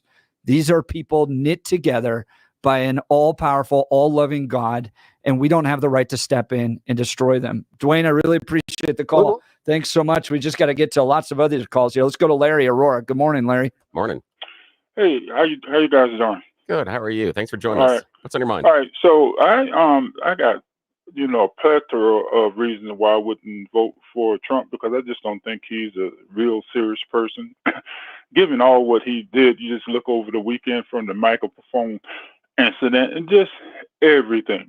But before I get to my main one, I just want to list a couple of things when you say why vote for Kamala Harris and, or what do the Democrats do? I was reading over the weekend, the Wall Street Journal, the conservative Wall Street Journal said the next president the next person who become president will inherit a great economy. And then they talk about the infrastructure, what Biden put in and then everything. Even the Republicans say they didn't want it, but they want it because it's providing jobs and the chips thing. So on and on with that. But my main thing was like what the last gentleman just talked about, and I've been talking with my son over the past couple of weeks. They work hard. They did with the the IV or whatever else thing to get pregnant. Yes, he and his wife, and then they work hard at that. And they, and then she finally, and she is with child. But what I can't get around, and what we are talking about, and he and I have been having good, strong questions, is about what if something did come up? What if something did come up? And to say, am I to leave her to die? What am I to do? And we have long talks about, hey, you got to be able to watch out what states you live in. You got to be able to watch out. But, people are real strong on things, because I challenge people to say, if it's your wife, if it's your daughter, and they want to have a baby, and you're going to tell me, so Jeff, if you can tell me you can sit there and watch your wife die, your granddaughter die, because Larry, hold on. There's not a single law that doesn't, in this country, in any state, even the pro-life states, that doesn't allow an abortion in order to protect the physical health of a mother. Well, so answer me this. Have there not been people who have died, who have gone to the hospital, and then they've been denied because they have to wait until the last moment? They have to wait until the last. Those were mistakes. Hold on, Larry. Yes or no? Hold on, Larry. Yes or no? Those were mistakes made by the doctor. So there's one that you're talking about right now. No. The one you're talking about in Texas right now that's running all around the media. This was a doctor who sent a pregnant woman home with sepsis. That was the mistake of the doctor. There's no law out there. Larry, there's not a single law in America that says a woman that's going to die because of a pregnancy complications can't get an abortion. Okay, let me ask you this then. Would that have happened if so? Okay, let's do this piece. So I'm not going to move from that, because I have two granddaughters, and everything. So I'm not moving for that, that piece right there. So what people also are afraid of, and what Republicans talk about, is that, you say don't let them get an inch because they're going to take a mile. So what about all these laws now for American people? They can't cross the state lines, the to go get something and go get. So what about that? You know, is that there's not a American or law is that exists un-American? out there. There's some Republicans that might have proposed that law, but there's not an actual law that exists out there. So Larry, does that so that's concern you that they're proposing it? no, not at all, because it's murder. Oh, okay. So that's the only piece. So that's the only piece. And you know what? And I'll say the last thing. You know, Liz Cheney would be a person who I would vote for. She, you know, Liz Cheney is Clint Eastwood, Muhammad Ali, and John Wayne. All of them wrapped. Larry, into have you one. ever voted for a Republican? No, I haven't. But yeah, you know see, what I'm gonna say? That's why you vote for Liz Cheney. Larry, we've just got to run. We're out of time. Yeah, and I will bring up, though, that I understand the case you bring up on the Texas woman that waited, I believe, was 40 hours to get the care. There is an 18-year-old teenager that was refused care at 3 different emergency rooms. That was the one with sepsis. She was not refused care. She was given bad care. But and again, these doctors, she tested positive for sepsis, and they sent her home. You said the doctor. That's 3. There was three one times that she was big refused. one that was a problem. I know, but she was refused care 3 times, and the reason that she was refused care, in part, was because they weren't sure they could do anything based on how the law is written. That's conjecture, because they have it in that ProPublica report. You have no statements made by the doctors. I think you just have bad doctors. All right, let's go. We're up against a break here. You're listening to the Jeff and Bill Show. Denver's talk leader, News Talk 710 KNUS.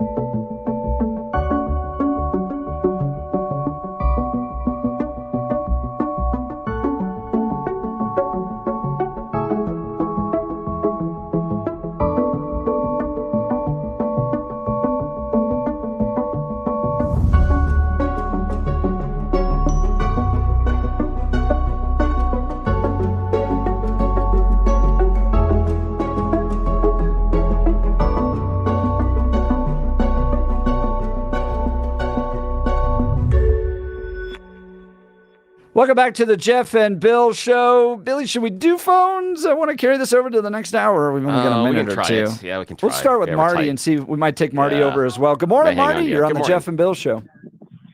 Well, gentlemen, here we are. I feel like we've been talking about this moment tomorrow for 2 years. And the reality is the results of America's IQ test will be revealed to us tomorrow. And let me just say something real quick, how terrifying it is. Somebody like Larry is going to have impact on this election. The results of the IQ test for Larry tomorrow are a fail because we're voting on a singular issue that affects only our most innocent. But the reality, guys, is we have a fork in the road, do we not? Because as much as Kamala Harris wants to look like a baby, wants to look like one in the middle, she takes us in even a further, more radical, more instant direction on day one. Fact or fiction, Billy? Fiction. Okay, so you think she might see the results of the Biden admin, which she was a part of, and say, we got to close this border. We got to stop going after kids. We got to bring costs down. You're believing this story. And the last time we left, Billy, I asked you to go on the record. You wouldn't do it. Peter wouldn't do it. And I had to not listen to KNUS for a week because of how rude and nasty John Caldera was. Billy, will you go on the record for us right now? I'm willing to. No. Will you do it with us? No. You will not let us know. I don't think it's anybody else's business, because guess what we do? We have a private vote. We don't make those public. So it's my choice. And hang on, Marty. We'll continue this in a bit. Hang on. Oh. Yep, Marty, stick around. We'll continue into the next hour. It's all election, all the coverage you need on the 710 KNUS starting today, tomorrow night. Peter Boyles, you got Charlie Kirk, you got Sebastian Gordica, Dennis Prager. We got a whole nother 2 hours coming up here, too. You're listening to the Jeff and Bill Show. Denver's talk leader, News Talk 710 KNUS.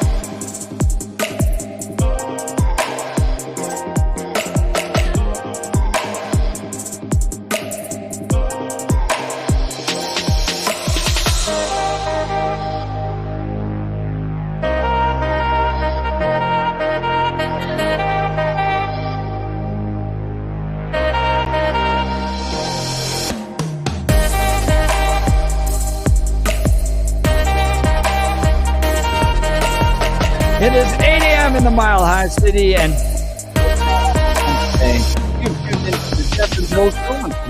KNUS. I'm your co-host, Jeff Hunt, along with Bill Thorpe, bringing you the freshest insights and hottest takes from the right, left, and center. Congratulations, you're waking up in the greatest country in history, and tomorrow you get to choose who should be leading this nation. Donald Trump, Kamala Harris, all the amendments here in Colorado to discuss. Boy, oh boy, it's going to be busy, busy, busy. We're going to get to the phone lines, and we've got all the analysis you need this week, so stick with us. But first, let's check in on News and Comment with Blake Olson. Good morning, Blake. Hey, good morning, Jeff and Billy. It's 35 and cloudy in Denver, expecting a high of 46 today. The 7-10 5-day forecast coming up. Our top story. Maybe you're Muslim American or Jewish American, and you are heartbroken and furious about the ongoing bloodshed in the Middle East and worried about the rise of anti-Semitism. Yeah, because that's the Republicans. Right. It's the Republicans. Thank you very much, Jeff. You are correct. Oh, here we go. Who sat down for pleasantries with Holocaust Pleasantries. Wrong. Who said that there were very fine people on both sides of a white supremacist There he goes. rally. Yeah, Obamacon lying again, trying to earn his fourth term with his fake delivery like he cares about America and American values. Please. A day away from the election, Tulsi Gabbard gets it. She used to be a Democrat and knows the truth. President Trump was absolutely right when he said that Dick and Liz Cheney are always eager to go and waste the precious lives of our brave men and women in uniform, sending them off to go fight in stupid military adventures. And yet they themselves are too cowardly to put themselves in a position where the enemy's guns are pointed at them with their lives at risk. So instead, they sit and hide in their ivory towers without hesitation, sending others into harm's way. So President Trump speaking this truth is not a threat to anyone. It's the truth that voters need to know before this election is over. Remember that. Guy Benson on Fox over the weekend. If you need clarity on the flip-flopper Kamala Khan. The question is, are moderates and undecided voters buying any of it? Watch her flip-flop on guns. How mandatory is your gun buyback program? It's mandatory. Second Amendment? We have to get these guns off the street. Look, I'm in favor of the Second Amendment. I don't believe we should be taking anybody's guns away. Except when she does. She also pulled this 180 on fracking. There's no question I'm in favor of banning fracking. I will not ban fracking. I have not banned fracking as Vice President of the United States. Here she is walking back her policy on EV mandates. Will everyone have to drive electric cars? Well, by my plan, by 2045, we will have basically zero emission vehicles only. I will never tell you what kind of car you have to drive. No, she did. Oh, and then, of course, there's the border wall. She loathed it. Now I guess she's for it. Folks have plenty enough problems that they need their president to focus on instead of a wall. That wall ain't going to stop them. To fix the problem, you're doing this compromise bill. It does call for $650 million that was earmarked under Trump to actually still go to build the wall. I am not afraid of good ideas where they occur. Good idea. Good ideas. Faster than lightning, no one you see is Greater than she. She's a flipper. Erin Real on with the fellas earlier this morning. Young men get to the polls today. They estimate that Trump could do 5 to 7 points better among young men than he did in 2020. And he did well with them in 2020. But this is if, and the big if, they show up. They don't vote. They really, really don't. Young men in particular, they vote at far lower rates than most other demographic groups. Members of the Colorado Libertarian Party suing Colorado's Secretary of State, demanding a hand count of election ballots. They sued Jenna Griswold and her chief deputy Friday over an online leak of voting machine passwords, of course. The suit claims that Grizzy failed in her duties as Secretary of State and argues that all voting machines affected by the breach should be decommissioned to ensure election security. A hearing on the suit is scheduled today in Denver District Court. jams that he produced. That's Sanford and Son, legendary music. So good. Isn't they good? And he Yeah. produced that. Quincy Jones. Yeah. A lot of people forget that. Quincy passed Jones away at the age of 91. Quincy Jones is the reason that a fight started inside of the band Van Halen. It's the reason that Alex Van Halen is still mad at his brother Eddie, even though Eddie passed away 2 years ago. He's I still have never mad heard at him. that. The reason why, okay, here, let's do it. We're I jumping love the it. Wayback Machine for a sec. Yeah. Yes. The Eddie Van Halen plays on Michael Jackson's Beat It. He plays the guitar solo on that, but he Oh, that's doesn't have right. any credit in the liner notes because he didn't want any credit. But Eddie had promised the band that he wasn't going to step outside the group and do anything. He went and snuck into the studio to go in and record that for Michael Jackson because he got a phone call from Quincy Jones asking him to do it. And he said, Really? when Quincy Jones calls you and asks you to come do something, you better listen. Oh, And he went in wow. there, and what he did is he made sure that on the liner notes, no credit any way, shape, or form, and he got paid in beer. Really? Yeah. And the band That's found out what he about got it and paid were in? pissed. Yeah, and the band found out about it about 6 months later, and they were pissed. No way. It was a fight internally in the band for years because they felt that Ed went back on his promise of not going out Wow. and playing with anybody else. But Eddie, in his, to Unbeat his it. credit, said if it wasn't for a call from Quincy Jones, I never would have done it. That is Yeah, isn't that cool? awesome. What a great story. Thank God you were here, Billy. That's all the text messages say. Man. Hey, let me play you one of my favorite 100 ways and 100 reasons not to vote for Kamala Khan coming up tomorrow. And Quincy Jones, once again, passed away at the age of 91. 1st and 10, down the middle, look wide open. It's Flowers again, and he breaks the tackle, and he's off to the end zone for a Baltimore touchdown. That's FTD. And as Billy was telling me, how do you not know? I mean, you got to be dialed in on him. Man, he is difficult to slow down. Flowers with the touchdown. Baltimore over the Broncos, 41-10. The Broncos now 5-4. It's that time of year again. College hoops gets underway tonight. CU playing host to Eastern Washington. Tip-off at 7 o'clock. Here's a little ditty here. No pun intended. Here's the president, Biden. Yeah, he's still the president over the weekend. These are the kind of guys you like to smack in the ass. Oh, whoa. 32 in Brighton, 31 in Highlands Ranch, 35 in Denver. Jeff and Bill continues. These are the kind of guys you like to smack in the ass. Blake Olson, News Talk 710 KNUS. Be ready for an active week of weather. It'll be partly to mostly cloudy today, highs only in the 40s. There will be a chance for a few snow showers early in the day. Fair tonight, mid to upper 20s. Partly cloudy, low 50s Tuesday. Chance of snow showers Tuesday night, upper 20s. Could be looking at a chance of some accumulating snow Wednesday and colder with highs only 30s. Weather sponsored by Colorado's Best Roofing, reminding you to protect your home from the harsh Colorado weather and schedule your free, no-obligation roof inspection today at roofingcolorado.com. That's roofingcolorado.com. Meteorologist Don Day in the 710 KNUS Weather Center.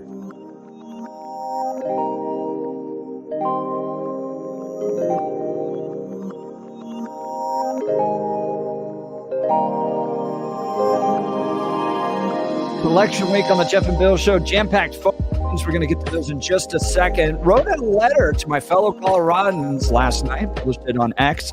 And on my website, if you go to jeffhunt.com, you can read it there. 23,000 views on X so far. X.com/Jeff Hunt. If you want a copy of it, here it is. On the eve of the 2024 election, Coloradans find themselves living in a state under near Democratic supremacy. Democrats control all statewide offices.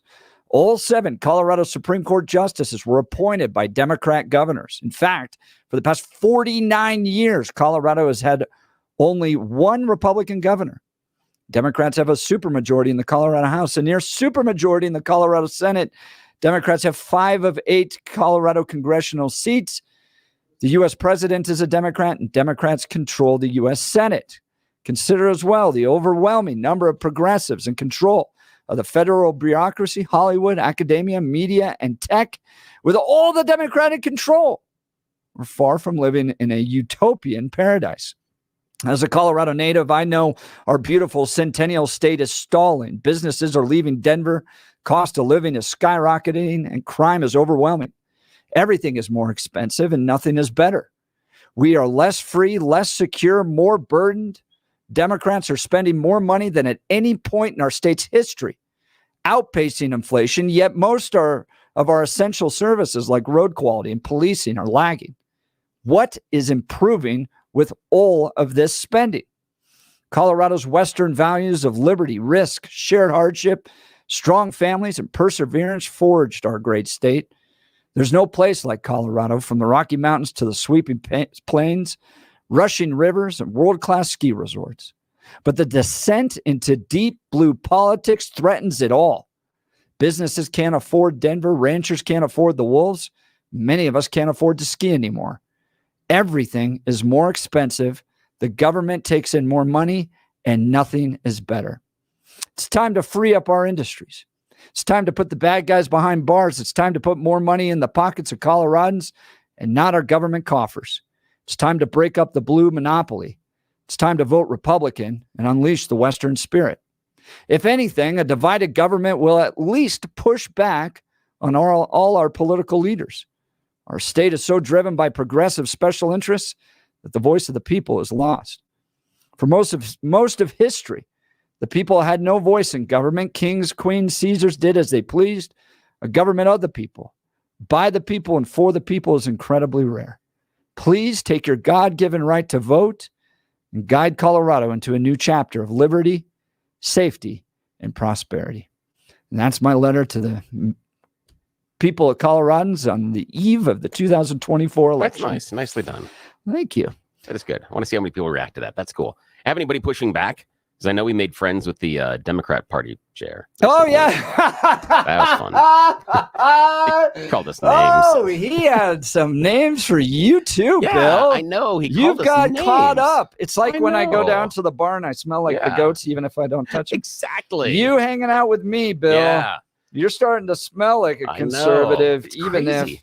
Dude, he called us dorks. That's And right. I'm like, and okay. And for me, it's the issue of this. First of all, he responds with a personal insult. I'm like, really? Okay. I mean, if we want to do personal insults, I can go hard into personal insults. Don't get me started on the yo mama jokes. Don't get me going there, because then we're going to really break some stuff down. But he calls us dorks. I'm like, wait, are you some sort of like 90s super villain in a comedy and you're getting mad at us? The last time I heard someone referred to as dorks is actually Mr. Wolf in Pulp Fiction, when he's talking about Jules and Vincent when they're dressed in the t-shirts and the shorts. They're like, they look like a bunch of dorks. Yes. It's the last time I heard anybody referred to as dorks. I think that's what they talked about in like Revenge of the Nerds in the 80s. His best insult to us is a bunch of dorks. That's the best you can do? You're going to come hard with an insult and you got dorks? Oh, come on. You suck at this. Well, let's give the context You're really, here. really So bad at this. Shad Marib, I don't know. Who knows? He's the chairman of the Democrat Party here in Colorado. And he was bragging all about how Trish Calaverse, the Democrat nominee against Lauren Boebert for Congressional District 4, is bridging gaps. Bridging gaps. She's building bridges. She's reaching bringing out. people together, all that stuff. And I talking just to wrote on his tweet, Trisha won't come on the Jeff and Bill show. Yeah. Denver's top talk radio show. Yeah. So much for, quote, bringing folks of all parties and backgrounds together. Yeah. She hides from conservatives. Yep. Totally fair. And his Totally response fair was, critique. because we've tried and tried and tried to Yeah. get Trisha on the show. His response, this is the chairman of the Democrat Party here in Colorado. This is so good. Maybe it's because you're a couple of hateful dorks who villainize everyone from kids to news anchors. Kids? I mean, that's news where anchor. the kids was where I went. What? News anchor. I'm like, sure. We know exactly what Which sports coach they're kids? talking about. But kids. We've been doing this Yeah. for 10 months now, Bill. Yeah. I don't know No. which No. kids. I can't. think of Is any there something kids. we're forgetting? Text No. us. Yeah, maybe we are forgetting something, but I still love the fact that what it is he goes with the insult. That you're coming in and saying, listen, she's not building bridges because she's not talking to us. Listen, we are dominant in the morning based on talk radio in Denver, and this would be a possibility for her to build bridges and to talk to and to reach out to those people that maybe she can find some. And here's the weird part. We know that we have a cross section of voters in Colorado. Exhibit A, Lefty Tony. Tony from Littleton. So we know we had a woman last week at the end of the show that called that said that she is a lifetime Democrat voter. Yes. So we have that cross section that she's looking for, but evidently they're not going to talk to us because we're dorks. Again, thank you so much. Thank you so much. I love it when people get personal on the attacks because it says you don't have an argument left. I love the ad hominem. So then I respond in a tweet that got me a text message from Rick Enstrom that said he was laughing so hard his side split. Excellent. So I wrote, Shad, you should totally come on the show. And then I linked to a GIF from Monty Python where the guy's standing on the roof of the castle going, oh, yes, he's a French taunter. Yeah. I know the scene. I can quote the scene. I can go that deep on Monty Python. Shad, in the spirit of building bridges, like you want to, right? You're tweeting all about this.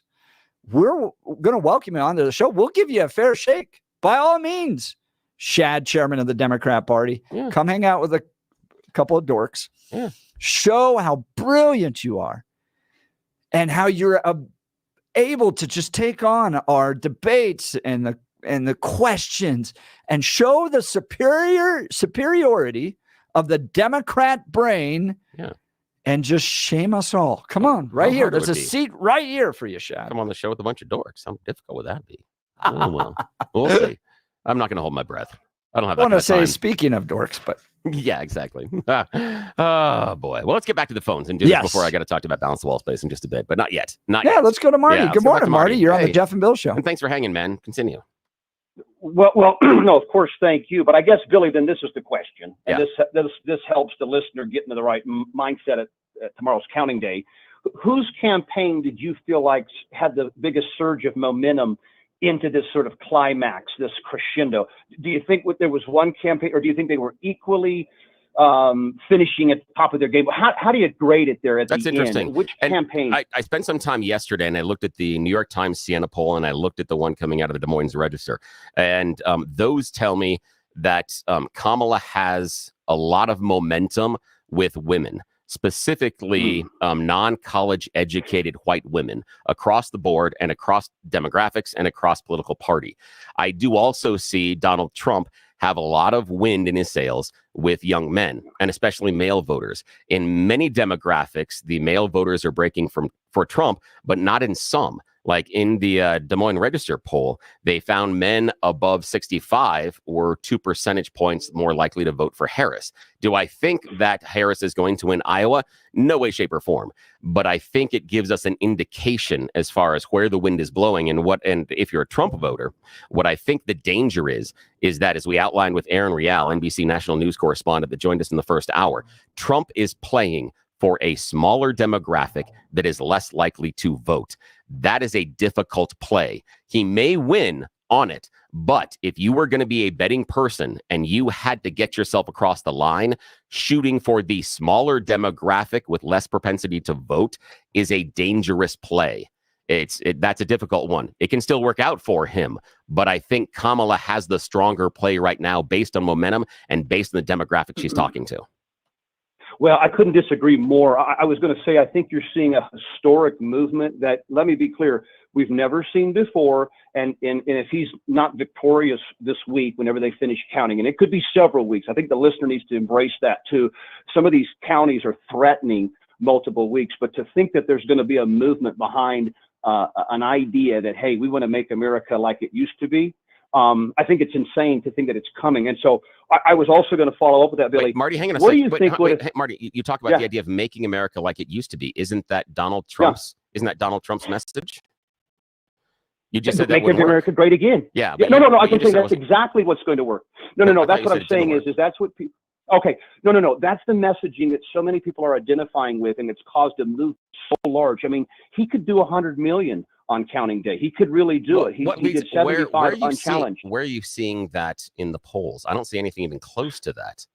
Okay, so I believe polls, like I do the Tooth Fairy, they're telling us these numbers. Why? Because when I heard that number about Iowa, but I will tell you, here's why I think, guys, we're all confused on this. Here's why. You are actually, and Billy and I were talking about this off air. Yeah. You are having a shift in the parties.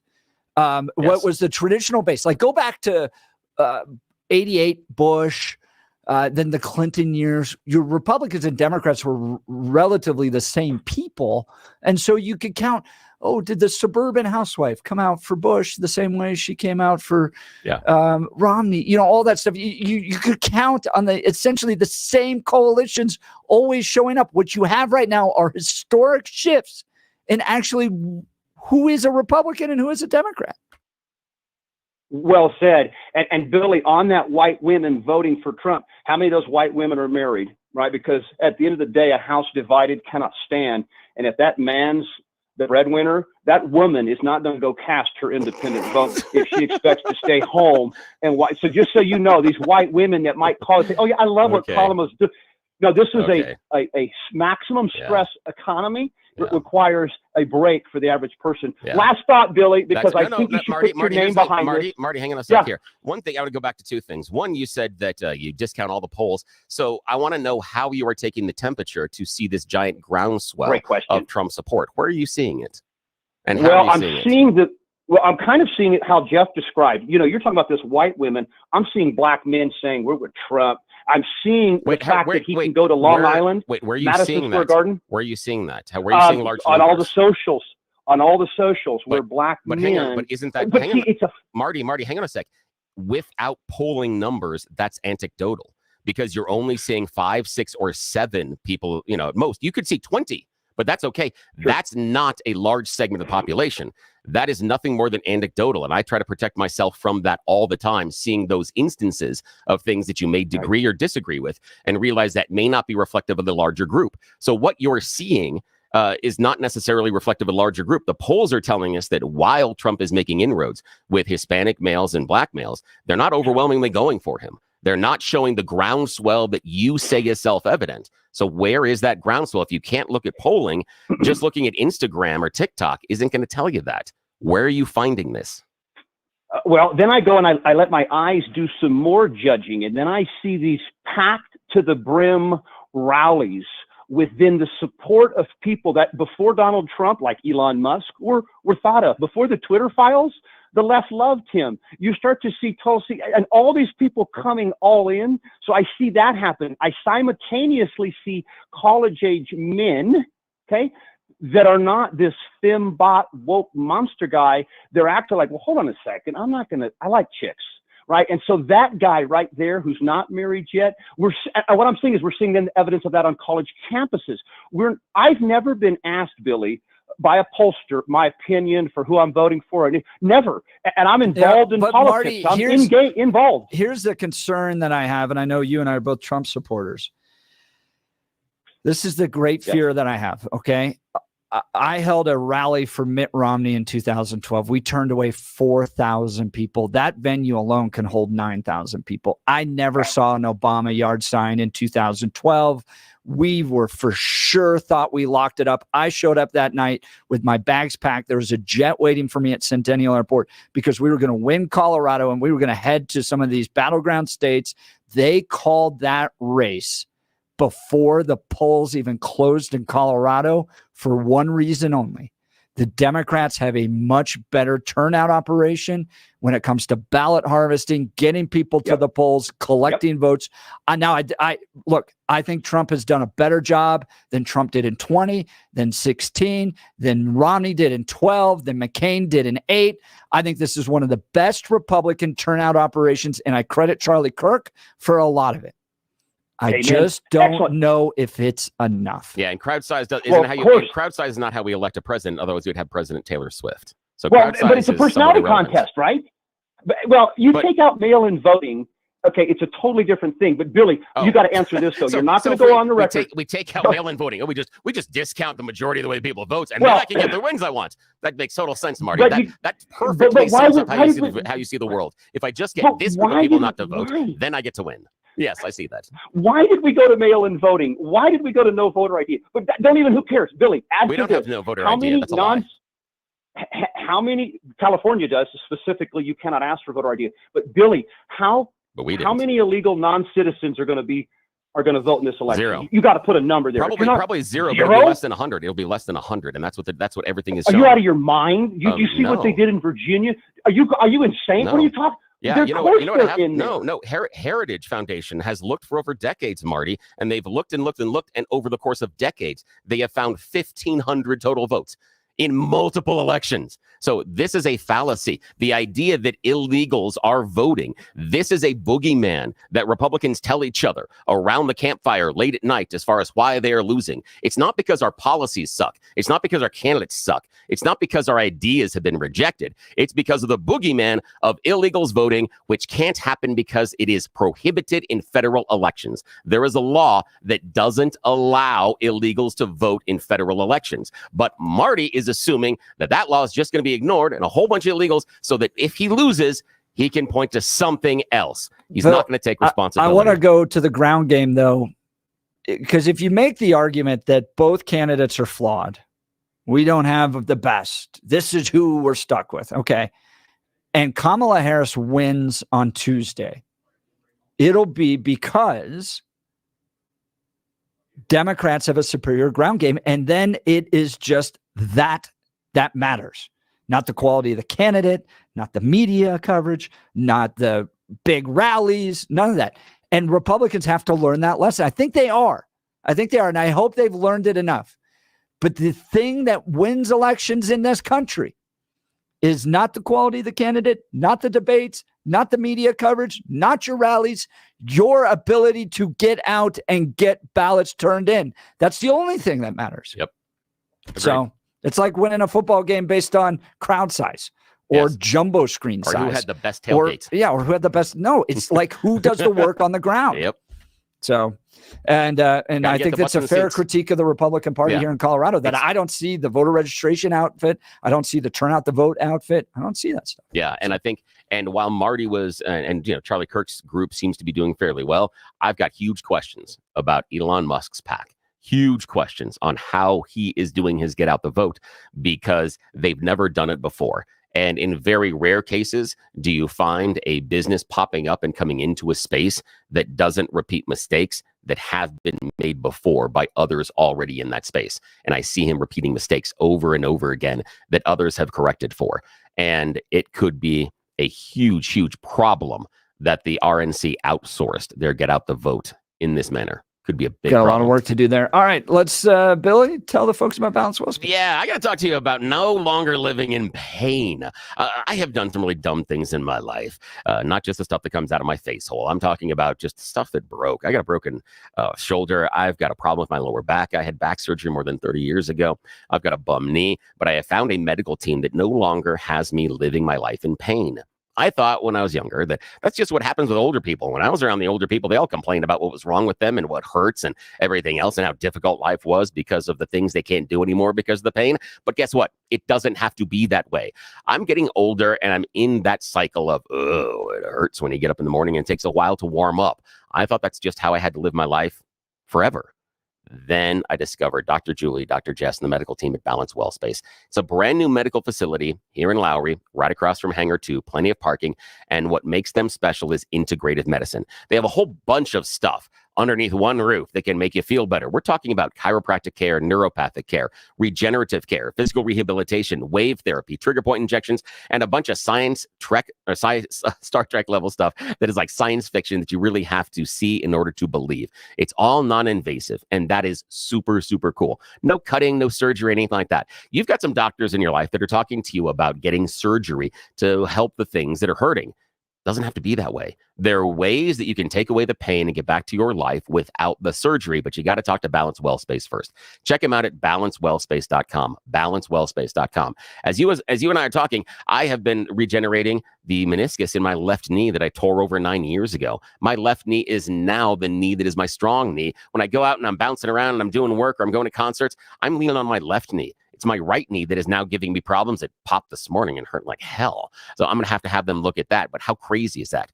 My left knee that 6 months ago was my bad knee is now my stronger knee. That's the difference that Balanced Wellspace can make in your life. But you've got to do the first step and talk to them and let them go to work. They'll create a custom pain plan just for you, and they come back every couple of weeks and reevaluate your progress. Your current medical team isn't doing that. They're not getting together and talking about how well you're doing and what they need to change to get you to your goals. But that's the difference in care you experience in Balanced Wellspace. Talk to Dr. Julie, Dr. Jess. You don't have to live in pain. I'm not. make the choice that I did. BalancedWealthSpace.com, BalancedWealthSpace.com. And when you talk to them, tell them you heard about them here on the Jeff and Bill Show, because boy, does it help us out. Thank you. Great to hear that, Bill. All right, we'll continue. Jam-packed phone lines. You're listening to the Jeff and Bill Show. Denver's talk leader, News Talk 710, KNUS. This hour, I'm Christina Ohio in Dallas, and here are your top stories. A huge victory coming in for Republicans after an Arizona judge ordered the Democrat Secretary of State, Adrian Fontes, to hand over the records of 1.2 million unknown voters on the state's voter rolls. In his ruling, Judge Stephen Logan held that compiling the records may prove difficult, but it doesn't matter because Citizen AG has the right to the records they requested 2 years ago, even though it's days before the election, saying the law is the law, even on the eve of an election. Fontes denied the Florida-based group Citizen AG after they filed a public records request back in early October. The Secretary's office must release the documents by December 2nd. This comes after the Arizona Supreme Court ruled that Fontes must release the list of 218,000 non-citizens on the rolls. Meanwhile, Citizen AG has filed a federal lawsuit claiming that DMV data has been illegally obtained and is being used to add millions of ineligible voters and non-citizens to the rolls in Wisconsin and 24 other states. Google Maps is heading down a new road steered by artificial intelligence. This shift will bring more of the AI technology that Google has already been using in its search engine to the Google Maps, a service that the internet company launched nearly 20 years ago. Google Maps recently surpassed 2 billion worldwide monthly users for the first time, a milestone that illustrates how dependent people have become on the service. That's what you need to know at this hour. In Dallas, Christina Ohio, Salem News Channel. RockyMountainBargains.com, where you'll always pay half price. Why pay retail when you can get what you want at 50% off? Just go to RockyMountainBargains.com and save. Here's this week's featured item. A Keurig K Supreme Plus Smart Serve coffee maker valued at $200. Get it now for half price. Get it now at RockyMountainBargains.com for 50% off. RockyMountainBargains.com, where you always pay half price. Restrictions apply. Go to RockyMountainBargains.com for complete details.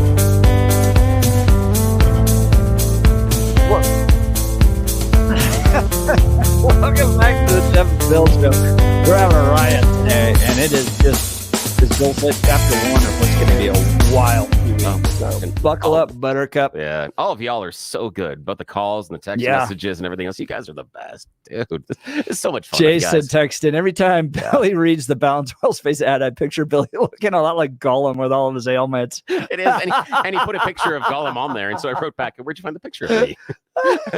And the funny thing about that is, and it's so funny because again, I'm a Lord of the Rings fan.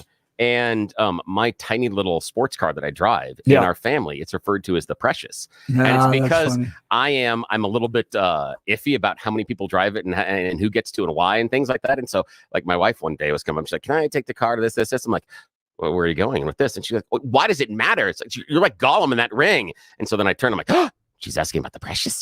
She wants to take it from us. Yes, she's greedy. Yes, she's very greedy. She wants the Precious for herself. She doesn't love us as much as the Precious. No, the Precious is mine. She can't have the Precious. So now it's become the Precious because I'm weird. That is awesome. Yeah. The Lord of the Rings is like the one few it's so like good. Science fiction fantasy I can kind of connect with, but most of them it's so well written. Yeah.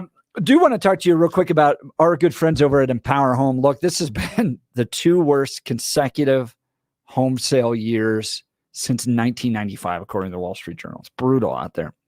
And you can't just rely upon a friend, somebody you just met to help you sell your home. You got to go to the absolute pros to get the best money you can. Did you know that last year, over 49% of homes listed did not sell with the real estate agent that took the initial listing?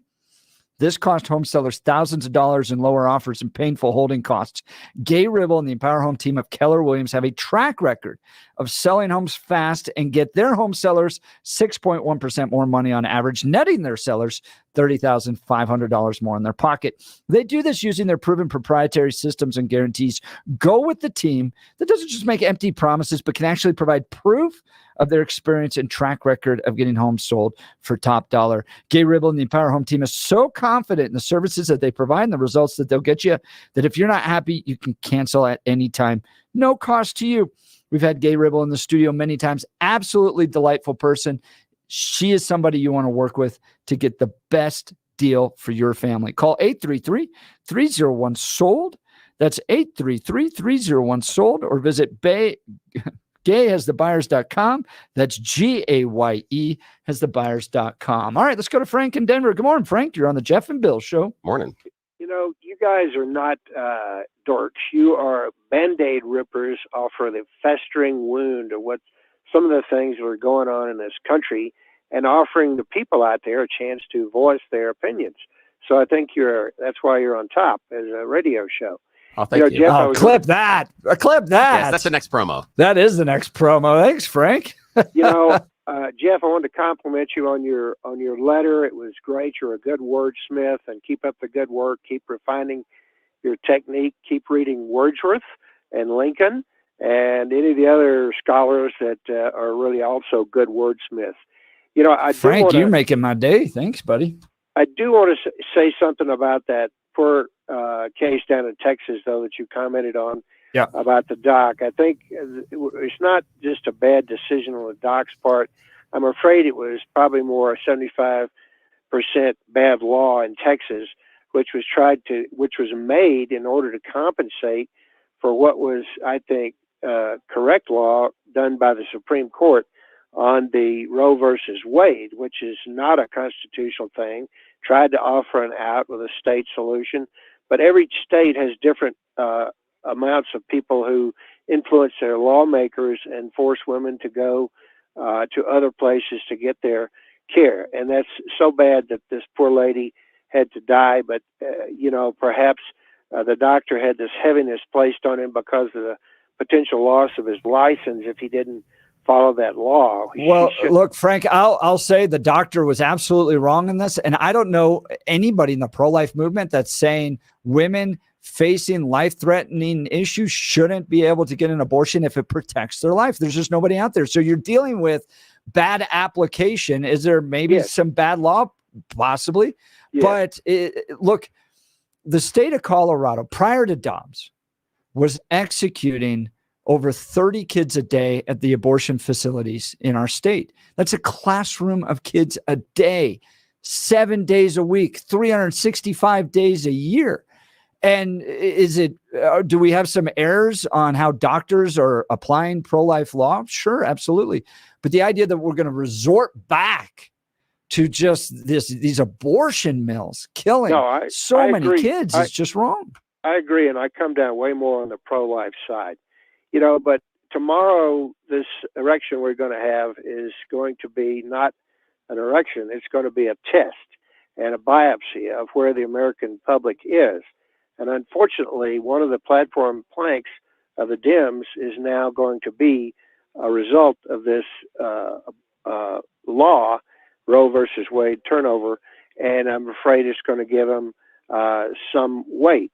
But it's really going to come down to the contrast between emos versus logicos. And we got to wait and see which one is going to win out. Yeah, I think that's a fair critique, Frank. Yeah, go ahead, wrap up. You guys offer everybody a chance to voice their opinion. I really appreciate your show. Well, Frank, I look forward to your call after election. Yes. Your analysis will matter a lot to us. So appreciate it, Frank. All right, let's go to Brian. Good morning, Brian. You're on the Jeff and Bill show. Hey, morning. Hey, guys. It's been one heck of a ride here for the past 10 years, and then we're heading on a big crescendo tomorrow. But, I just want to say, guys, it comes down to policy. And, Mike Rosen, I used to listen to him 20 years ago. He always would say, policy trumps person. And nobody on the left can tell me what the policies Kamala has are going to make their lives better. I've talked to some people like the past week. None of them can tell you anything about that. So if it just comes down to policy, I think it's a no-brainer. I mean, what's your guys' take? I think this thing is, I understand that Kamala has been loose on policy, but Trump has been as well. In fact, I think that Kamala, if we went down to brass tacks, has a little tiny bit more detail in her plans than Trump does. And I keep coming back to the economic plan. His economic plan is tariffs. And that is going to raise the raise best word in the dictionary, Bill. But the issue is it's going to raise. I know, but it's going to raise prices. Better than love. Yeah, he does. He says it's his favorite word, and that's going to raise prices. And what I've been questioning for months now is how, if we are worried about the price we're paying for stuff at the store, is the correct choice the person whose economic policy is guaranteed to make that stuff more expensive. But It Bill, seems counterintuitive. I would love, and I think our country would be in such a better place if it was Republican House, Republican Senate, Trump in office debating tariffs rather than Kamala Harris going, we're just going to continue Joe Biden's spending spree. Well, my big problem with that, though, is that we have, and I was just dealing with a text messenger, we're talking with a text messenger about it, that we have lost the idea of compromise.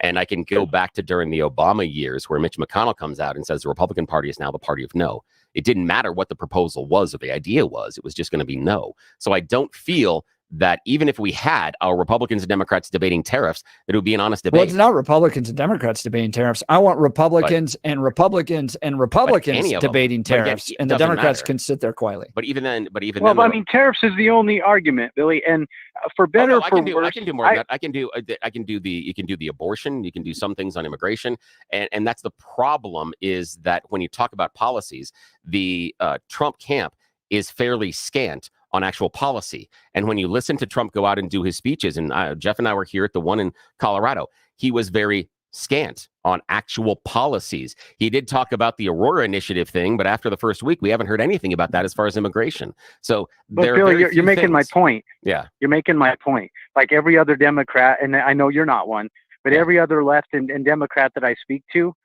all they can tell you is what's wrong with Trump. None of them are promoting Kamala at all. And that's what you do. You dissect Trump, but you can't put anything any positive thing about Kamala. So you've got a country voting against one person, and you have half the country voting for one person.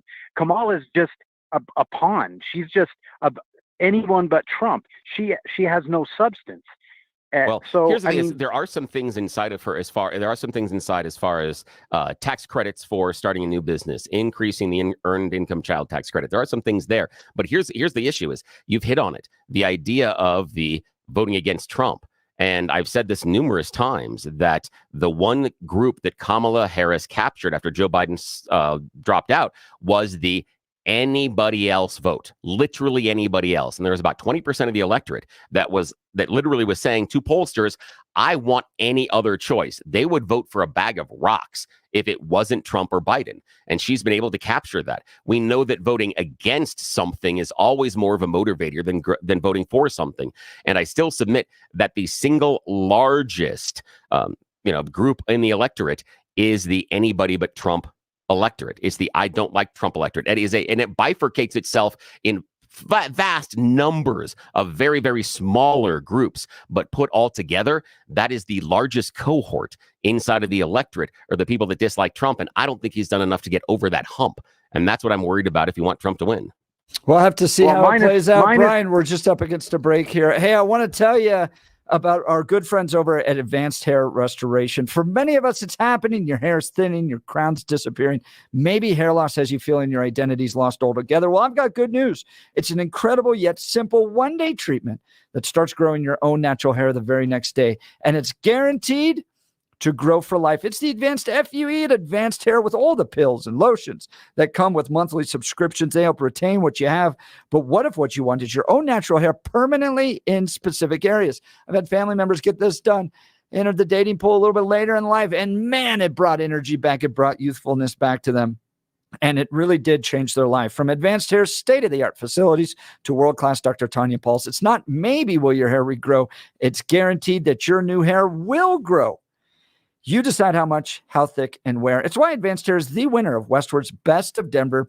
For your free consultation, $250 off, and 250 free hair grafts. Call 720-459-HAIR. That's 720-459-HAIR or advancedhair.com.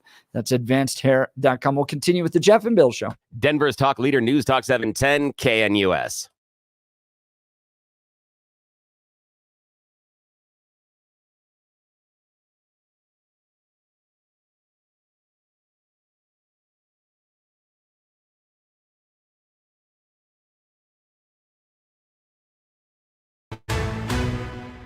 At this hour, I'm Christina Ohio in Dallas, and here are your top stories. A huge victory coming in.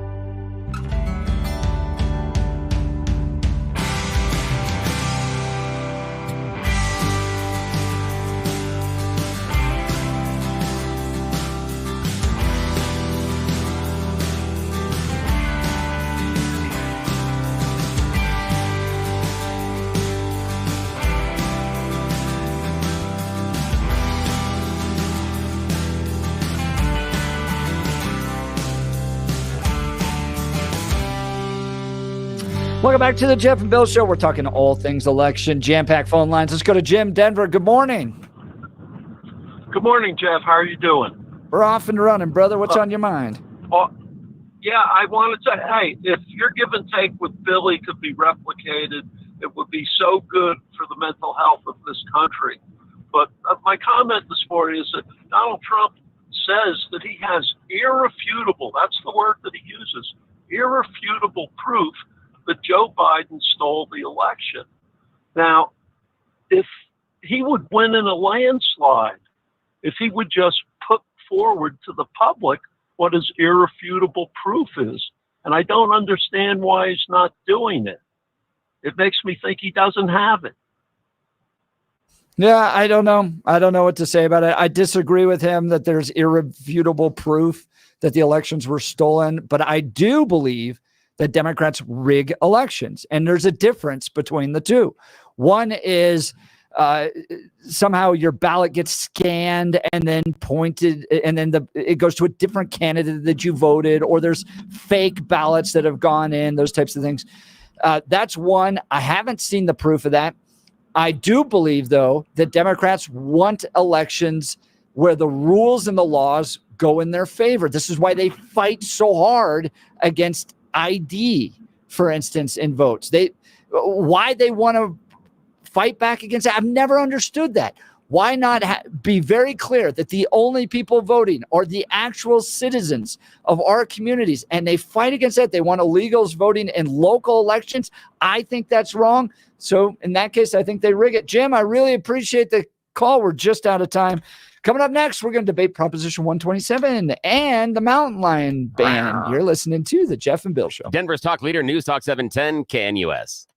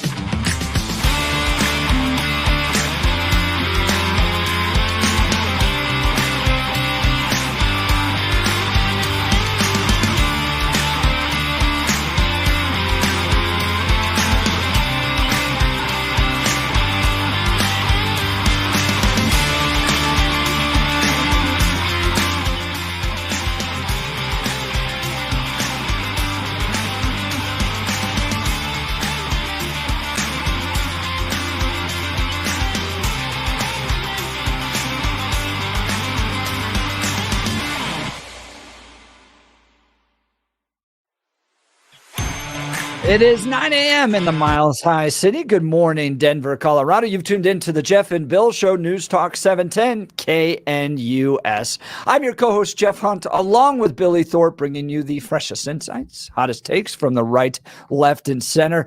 Congratulations, you just woke up in the greatest country in history, and we're off and running. We got a whole great hour planned for you of engaging discussions, critical analysis, but most importantly, your calls and texts, because this is where Denver's voice is heard loud and clear. So grab a cup of coffee, Denver, and let's dive into election week on the Jeff and Bill Show. By the way, in addition to our regular show, and Charlie Kirk and Cal Thomas and Dennis Prager and Mark Levin and Sebastian Gorka and Larry Elder, all the great analysis you need. Tuesday night, Peter Boyles, along with a treasure trove of great political thinkers from Ted Trimpa to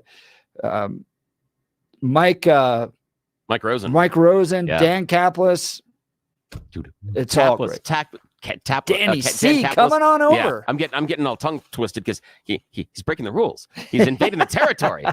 It's a professional wrestler side of me where it's the dude walks out down the ramp and you're like, you're not even supposed to be here. What are you doing here? That's what he's doing. He's breaking kayfabe. It's like if Joe Montana walked out of the Broncos tunnel just to throw around a little bit, just right? for fun. Yeah, and Rosen's going to be here as well. You've got Dick Wadhams. You've got Ted Trimpa, the guy that basically helped turn Colorado blue. Yep, he's the going to talk about brain, it. I call Yeah, him. so this is going to be an interesting conversation. And Brother Jeff is going to be talking as well as far as what he's hearing on the streets and what he's hearing from the demographics that he talks to. So Jeff and I will make an appearance, but that's only minor during that evening at some point in time. That's yet to be And determined. then we'll be providing all the analysis you need Wednesday morning after the election as this continues. You're not going to want to miss it. Coming up after news and comment with Blake Olson, Colonel Tom Poole is going to join us. He's yes on Prop 127. This will prohibit the hunting of mountain lions, lynx, and bobcats. We'll be talking to him more about that. But first, news and comment. Good morning, Blake. Good morning. I can't believe, wow, Kaplis and Rosen and Boyles. Dude, I know. My goodness. Yeah. How could you? That is how going to could- be incredible. Yeah. How could you even listen to or watch anything else? How could you possibly avoid that? Absolutely. Yeah, exactly. I may be ready at 4:00 in the morning, by the way, if you guys end up coming on early. So- The only better thing would be, and this happened in 2016, the crying and wailing of libs upon the victory of Donald Trump that night. All the videos of what just happened. I can't believe this just happened. Those were the best. No matter what, we're going to hear that from either side. So you got to push on. And bro, I have lived so much in Colorado. I'm just used to it. I'm like, you're exactly right. We have Jesus in our life, so that's number one. Here we go. Now vote for America. 36 and cloudy in Denver, expecting a high of 46 today. The 7-10 5-day forecast coming up. Our top story. I wish I could talk to someone who's been in my shoes, a Black South Asian woman running for president, preferably from the Bay Area.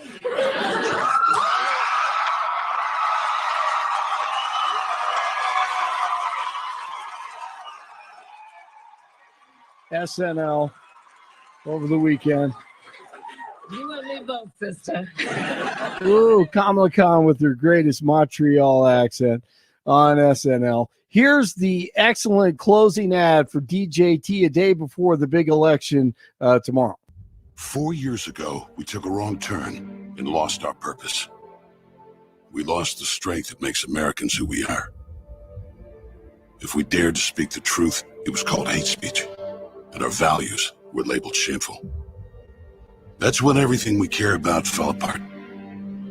We surrendered our borders, our paychecks, and our courage.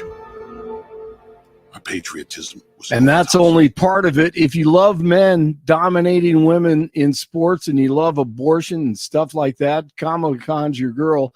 If you love America and free speech, she will take it away. Libs of TikTok sped it up so you can hear the slow talker say it. And will put the Department of Justice of the United States back in the business of justice. We will double the Civil Rights Division and direct law enforcement to counter this extremism. We will hold social media platforms accountable for the hate infiltrating their platforms because they have a responsibility to help fight against this threat to our democracy. And if you profit off of hate, if you act as a megaphone for misinformation or cyber warfare, if you don't police your platforms, we are going to hold you accountable as a community.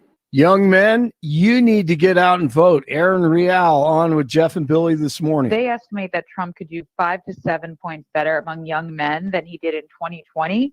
And he did well with them in 2020. But this is if. And the big if, they show up.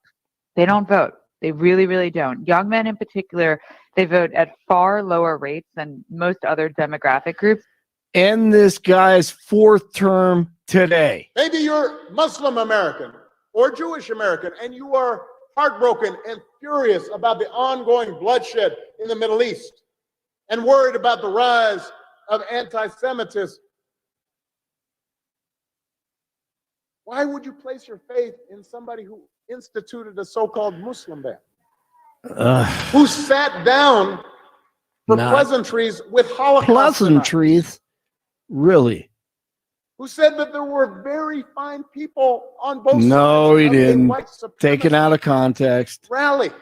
End it. Do it. Go vote for America for the love of God. Polls and more polls and pollsters and experts, even the wisest pollsters may not know what the heck they're talking about. It's up. All right, Ann, are you able to see that? Yes. Okay. Could you just go through and say what you think about those criticisms? Well, I'm trying. This is in a format that's a little difficult for me to see. What does this D represent and the R represent? Democrat and Republican. That's Ann Seltzer. She knows what she's talking about, but evidently she's been working too long. I don't know. She couldn't see what she was looking at on the screen. I get it.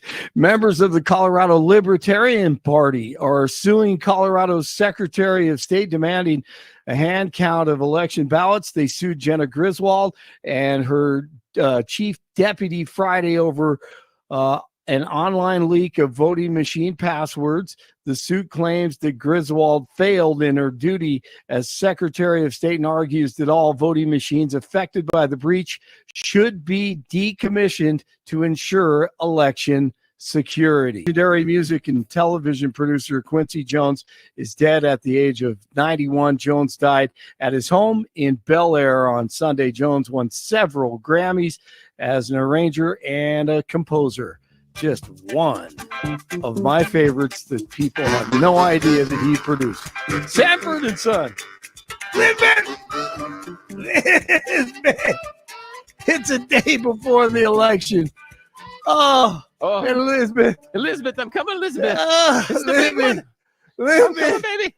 Did you see the Bronco game? First and 10 down the middle, look wide open. It's Flowers again, and he breaks the tackle, and he's off to the end zone for a Baltimore touchdown. FTD on time. Flowers touchdown for the Ravens. The Broncos lose to Baltimore 41-10. They fall 5-4. Hey, it's that time of year again. College hoops underway tonight. CU plays host to Eastern Washington. Tip-off at 7 o'clock. And don't forget, he's fought the deep state for all of us. He's not a dirty swamp rat who cozies up with Hollywood. Kamala is at a dance party with Beyonce. Beyonce. Beyonce. Beyonce. Dance party with Beyonce. Dance party with Beyonce. Dance party with Beyonce. Dance party with Beyonce. Beyonce. It's 33 in Arvada, 34 in Littleton, and 36 in Denver. Jeff and Billy continues. Time to break up the blue monopoly. It's time to vote Republican and unleash the Western spirit. Yes! Let's go! That's my favorite. That's my favorite right there. Oh, that's so good. Oh, man. Before God, that Michael sounds like, went yeah. wacko. Man, Quincy Jones. Something special. Yeah. That was off the wall. All right, you guys have a great day. Blake Olson, News Talk 710 KNUS. Be ready for an active week of weather. It'll be partly to mostly cloudy today. Highs only in the 40s. There will be a chance for a few snow showers early in the day. Fair tonight, mid to upper 20s. Partly cloudy, low 50s Tuesday. Chance of snow showers Tuesday night, upper 20s. Could be looking at a chance of some accumulating snow Wednesday and colder with highs only 30s. Weather sponsored by Colorado's Best Roofing, reminding you to protect your home from the harsh Colorado weather and schedule your free, no-obligation roof inspection today at roofingcolorado.com. That's roofingcolorado.com. Meteorologist Don Day in the 710 KNUS Weather Center.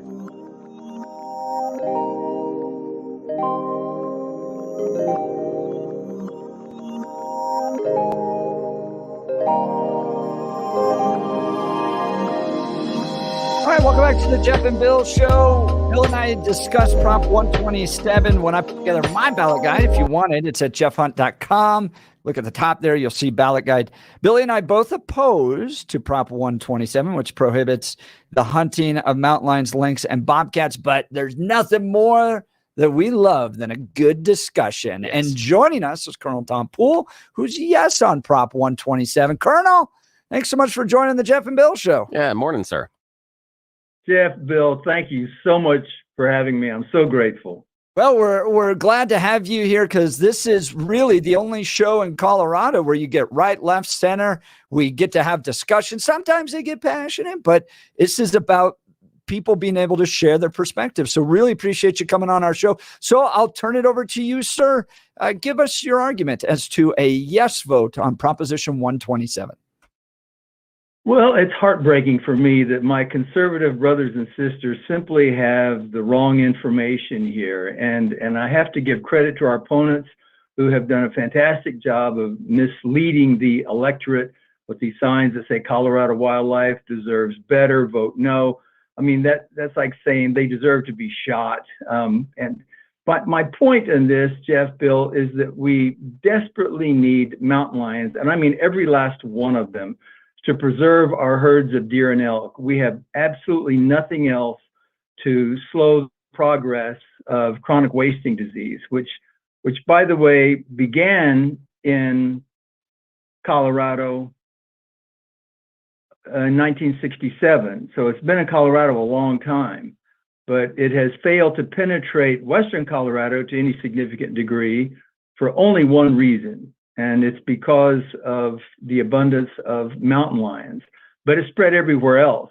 And it just now got into my home state, Oklahoma, up in the upper northwest corner, but it's going to sweep through because we don't have any mountain lions. So that's really the essence of my argument. There's a lot more to it than that, but that is the essence, that we have nothing else and we can't afford to lose 20% of them every year. Yeah, so we're talking with Colonel Tom Poole. He's a yes on Proposition 127. By the way, a storied career with the U.S. Army, serving as one of their top veterinarians. So, Colonel, my understanding, Prop 127 will essentially, if there's a no vote, will keep the status quo of how things are. So Colorado Parks and Wildlife can manage the number of tags going out there for mountain lion hunting. They can increase it if we need to.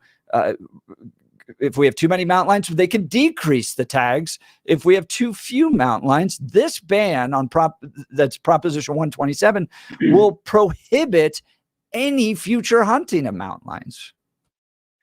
Well, you can still do predation. That is, if there's a mountain lion that's causing a problem, there's nothing to prevent killing that mountain lion. It's just really going to end the trophy hunting, Jeff.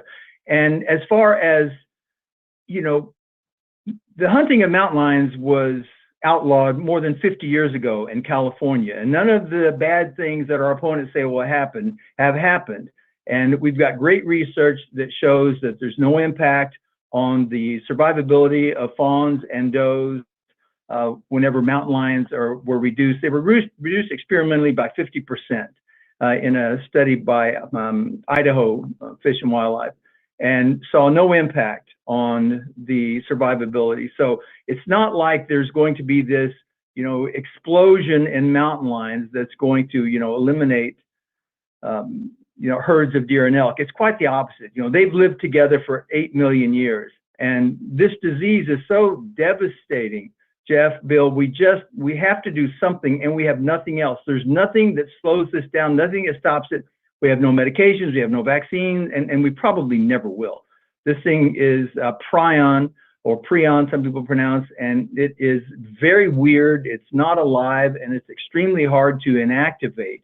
You can't cook it and get rid of it.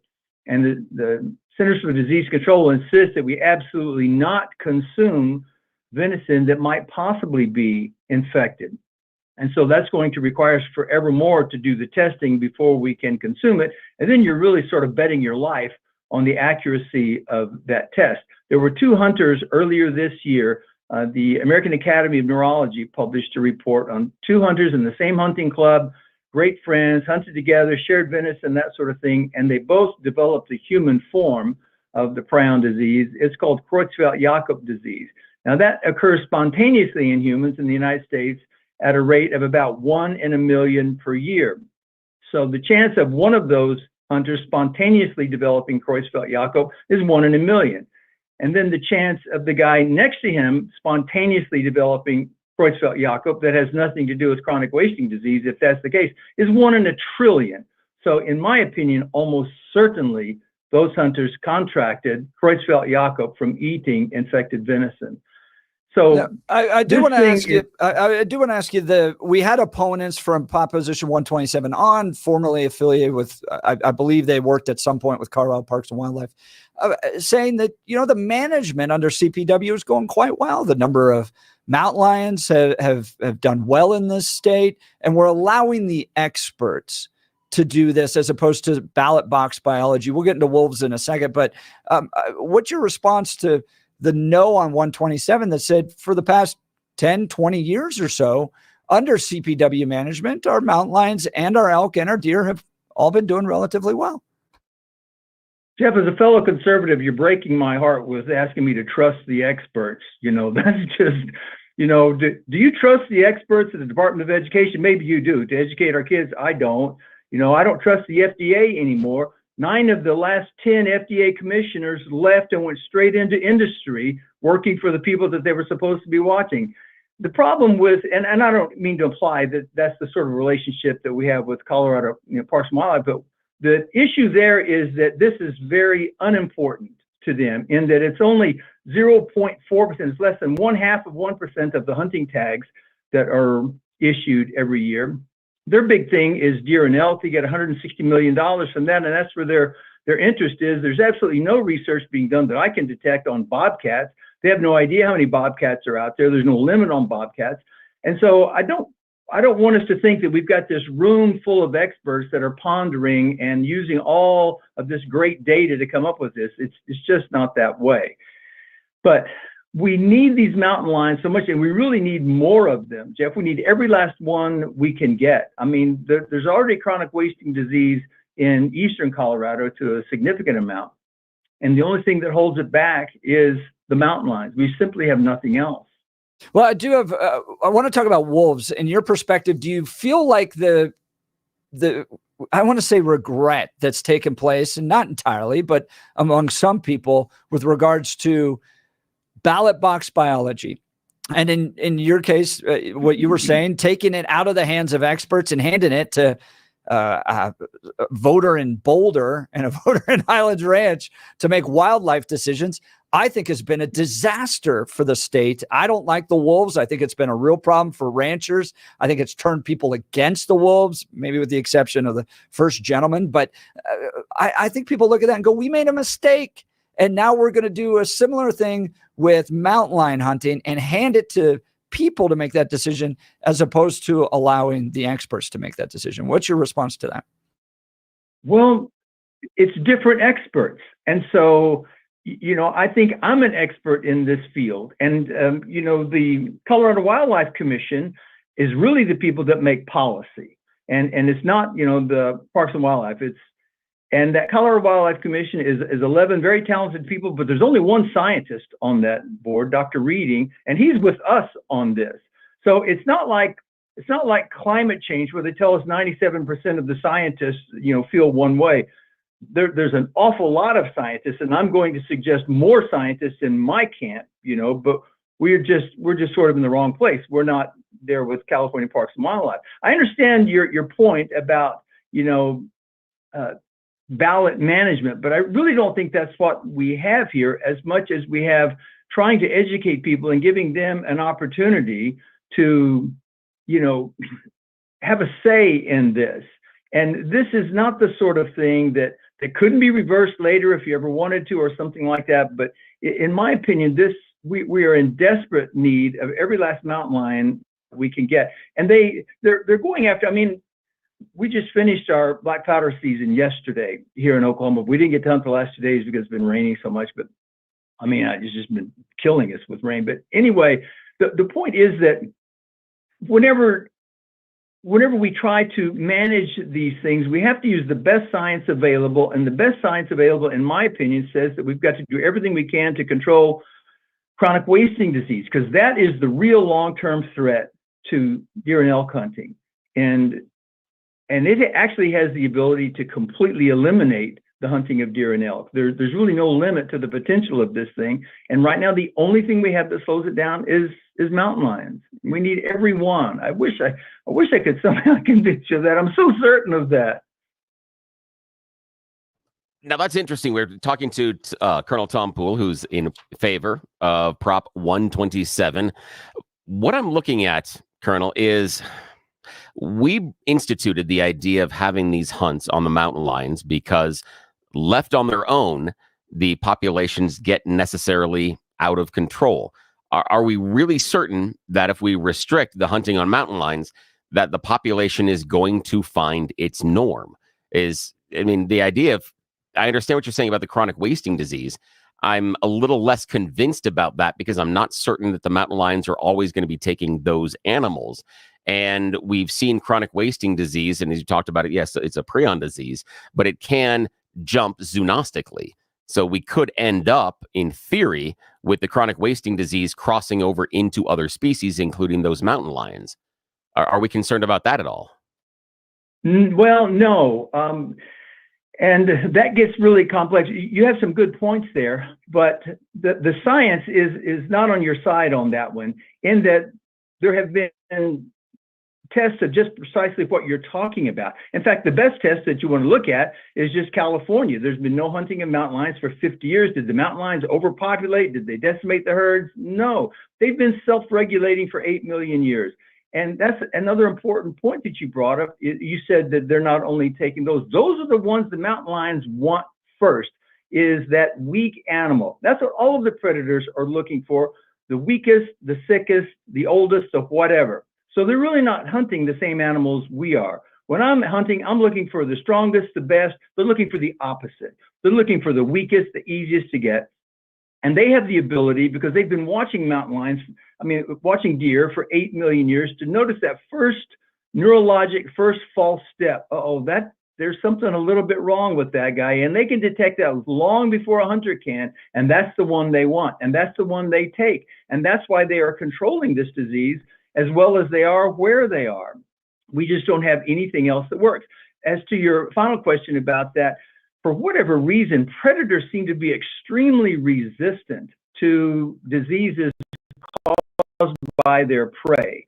And that's true of wolves and cats and, raptors, hawks and eagles and things like that. And so nature over the millions of years has sort of given them a sort of built-in defense that they just don't end up, these things tend to jump. The example I always use is the original, I'm sorry to say Jaws, but the dinosaur movie, Jurassic Park, when Richard Attenborough said, life finds a way. Well, disease also finds a way. And your point is that generally when you expose a disease to another species, that it often jumps into them. But that doesn't tend to happen with predators. So no, I don't think mountain lions, and moreover, mountain lions have the ability to somehow sanitize and eliminate. If you feed infected venison to hogs or dogs or almost any mammal, you're going to get prions in the feces. But when you feed it to mountain lions, you don't. And so they have a way of inactivating prions that we don't understand yet. It's got to be some combination of enzymes they have. But right now, we can only inactivate prions or prions by boiling them in 1 normal sodium hydroxide for 3 hours, which you're not going to do before you eat it. But just normal cooking is going to do nothing in terms of inactivating those prions. And there's no treatment. If you develop one of these neuromuscular diseases, these prion diseases, there's absolutely no treatment. You're a dead man walking, and it's going to be a horrible death. It's going to take less than a year to get you. So I just don't think we can overemphasize the importance of chronic wasting disease, and we can't overemphasize the fact that we have nothing else to control it short of mountain lions. Now, with the chronic wasting disease, my understanding, though, is eventually that deer, elk, part of the population, they die out from the disease, correct?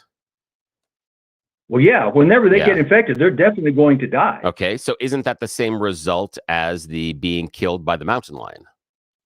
No, because the mountain lion takes them early. But they're both dead. The idea is taking them out of the population. Your argument earlier on was taking it out of the population. Either way, they're out of the population. No, sir.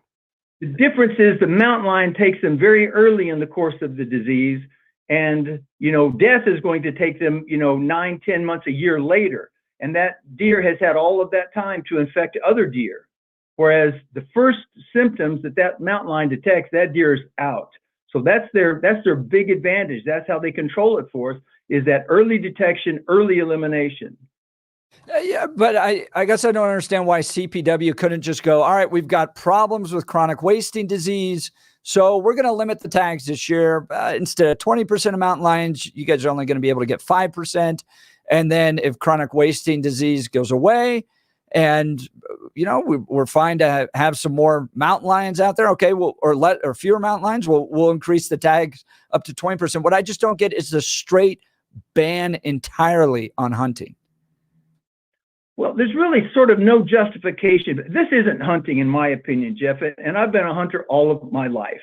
And the way this hunting works, if you don't know, is they have packs of dogs with GPS monitors, and they loose those out, and they watch the GPS until it stops moving, and they know that they've treed the lion in, and then they get in their four-wheeler, and they drive to the base of the tree, and they reach up in the tree, and they shoot the lion from 15 or 20 feet away. That's not hunting. That is an embarrassment. Is all mountain lion hunting done like that, or just some? I think most of it is done like that. I think most of this trophy hunting, nobody's hunting mountain lions to eat them. I hope you're not. So, we're kind of with that notion, Colonel Tom. We're bouncing around a lot. I guess for me, if we wanted to restrict parts of it, so let's say we even wanted CPW want to say no dogs. We're not going to allow dogs, or the state legislature said we're not going to allow dogs in that hunting. They could, but this Prop 127 is just a straight ban entirely. So even if you were a bow hunter that went after mountain lions, you couldn't do it. Even if CPW said, we got too many mountain lions, we want to release some tags so people can go out there and clear it out, 127 would ban that from happening. It just seems like it's so broad that it's going to tie the hands of CPW, state lawmakers, in the future. We need every last mountain lion we can get. We need those mountain lions to go everywhere that they can possibly survive, because we need that to control the chronic wasting disease. And I just don't see that there's any, as I said, if a mountain lion is causing a problem, then you can still take those out. This is just eliminating the licensed trophy hunting of mountain lions. So any mountain lion that's causing a problem for livestock or whatever, that animal can still be removed. But it just eliminates that, because we need every last one of them. We need so many, the range used to be all of North America, Central, South America. They were everywhere. Now they're just in tiny little spots. And where they are not, that's where chronic wasting disease is sweeping. We need all of them. And finally, back to your, what if the mountain lions overpopulate? All of the science says that has never happened and never will happen. And it certainly didn't happen in California. Now that's interesting, and I've been doing. I just looked because you were talking. I was looking into the idea of the chronic wasting disease and can it cross over. There has been some recent scientific studies that showing it crossing over into felines. Now there are some things as far as what happens and stuff that is inside the gut of mountain lions that do seem to protect them right now. But the idea of chronic wasting disease not being able to cross over into felines has been disproven so far. They found it in domestic cats and a couple other felines. So would we then possibly assume that possibly the disease could then be able to adapt itself to the lining of the inside of the predator, and we're just perpetuating the disease? I'm just not convinced that this is the only solution we have on the disease, personally. I don't understand how that would perpetuate, even if it happened, and I don't think it ever will happen. But even if it did happen, it's not going to perpetuate anything. At the very worst, you've eliminated one and picked up another one, but there has been no magnification of the disease. And And I would love to bet you lunch for 100 years that that's not going to happen, that the mountain lions are not going to adapt to this disease. And No, so it would be the mountain disease. lion It would be eating the deer disease. is not the same thing as a cat, as a domestic but cat. it would be the disease adapting to a new carrier. And that happens all the time. And it's already jumped into felines. So it certainly could go from the domestic cat into larger cats. Their biology is rather similar. So it's not What difference would that make?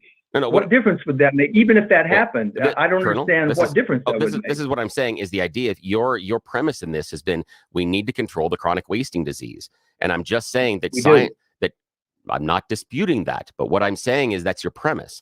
And science has shown us that this disease can already cross into felines, meaning that given enough time and enough experimentation, it will evolve the ability to infect the mountain lions. That if the core is to control the chronic wasting disease, it seems like down the road, we're going to have mountain lions that will have chronic wasting disease because that's how nature works. It happens over and over and over again. And it's already going on. Final word, Thomas, or Colonel Tom Pohl. No, sir, I would say that is not how nature works, that the predators almost never end up adapting to those diseases. And there's no evidence that mountain lions have ever had or ever will. Their digestive systems inactivate that thing. So I hope everyone will go vote today and tomorrow. We desperately need to pass Prop 127. Please vote yes.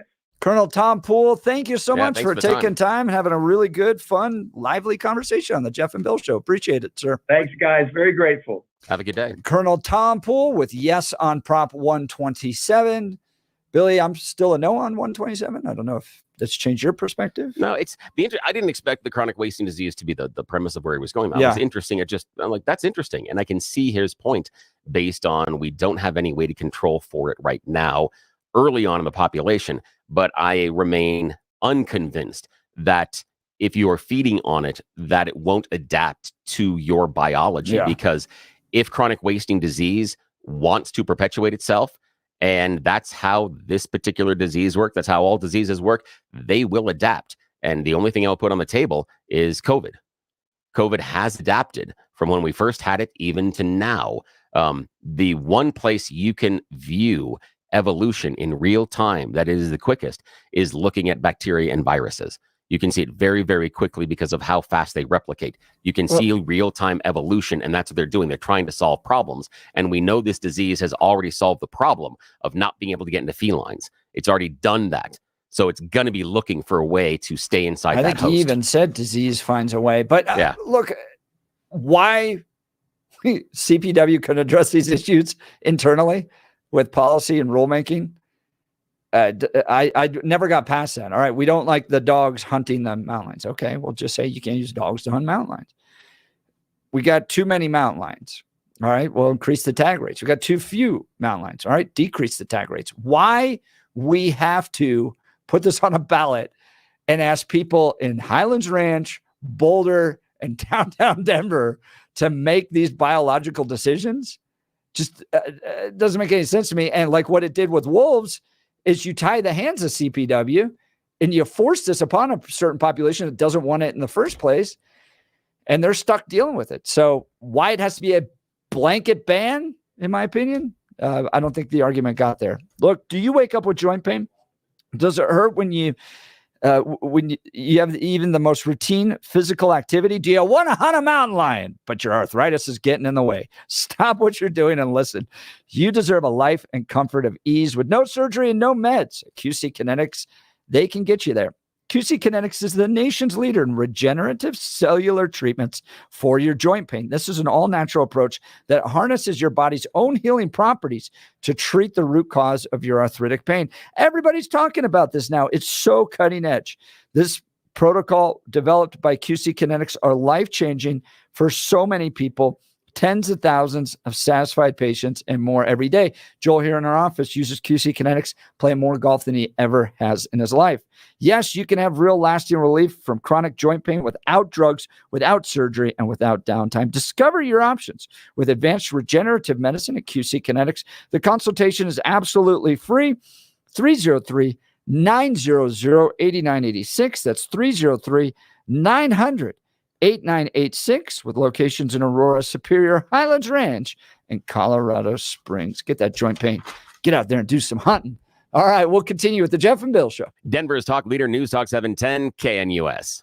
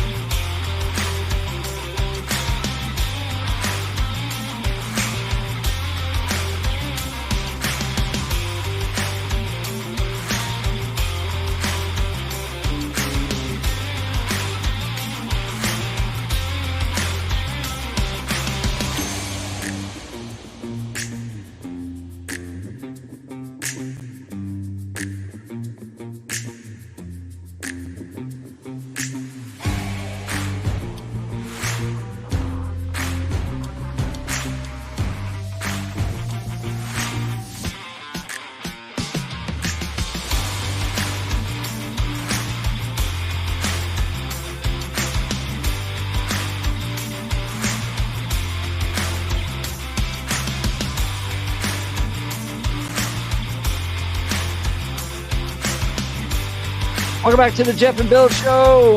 Joining us is the man, the myth, the legend himself, Pete Boyles. Pete, you got quite a lineup on Tuesday night to provide all this great election coverage. And I'm thinking, by the way, I thought chronic wasting disease was the Colorado State Republican Party. That's a line of the morning. Well done. Well done. Yeah.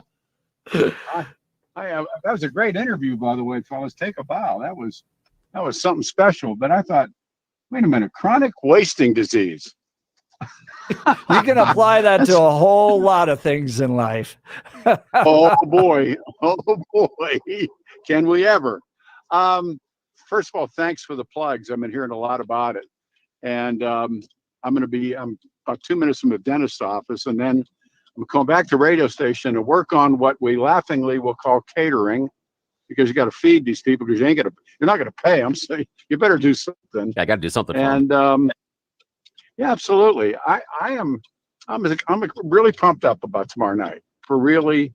And I read a thing real quick, you guys, this morning, that this will maybe more like 2016. And this is my dear friend told me this than 2020, because there's no COVID, there's not all the issues that were swirling. And believe it or not, and my friend told me this, that we could know by 12:30 at night, tomorrow night, the outcome. Yeah, no. Now, see, I mean, I'm like you. Yeah. Wouldn't that be great? Yeah. But so.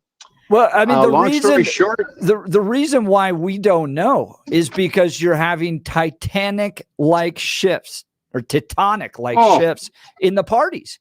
They don't look anything like Mitt Romney in 2012. They don't look anything like George W. Bush in 2004.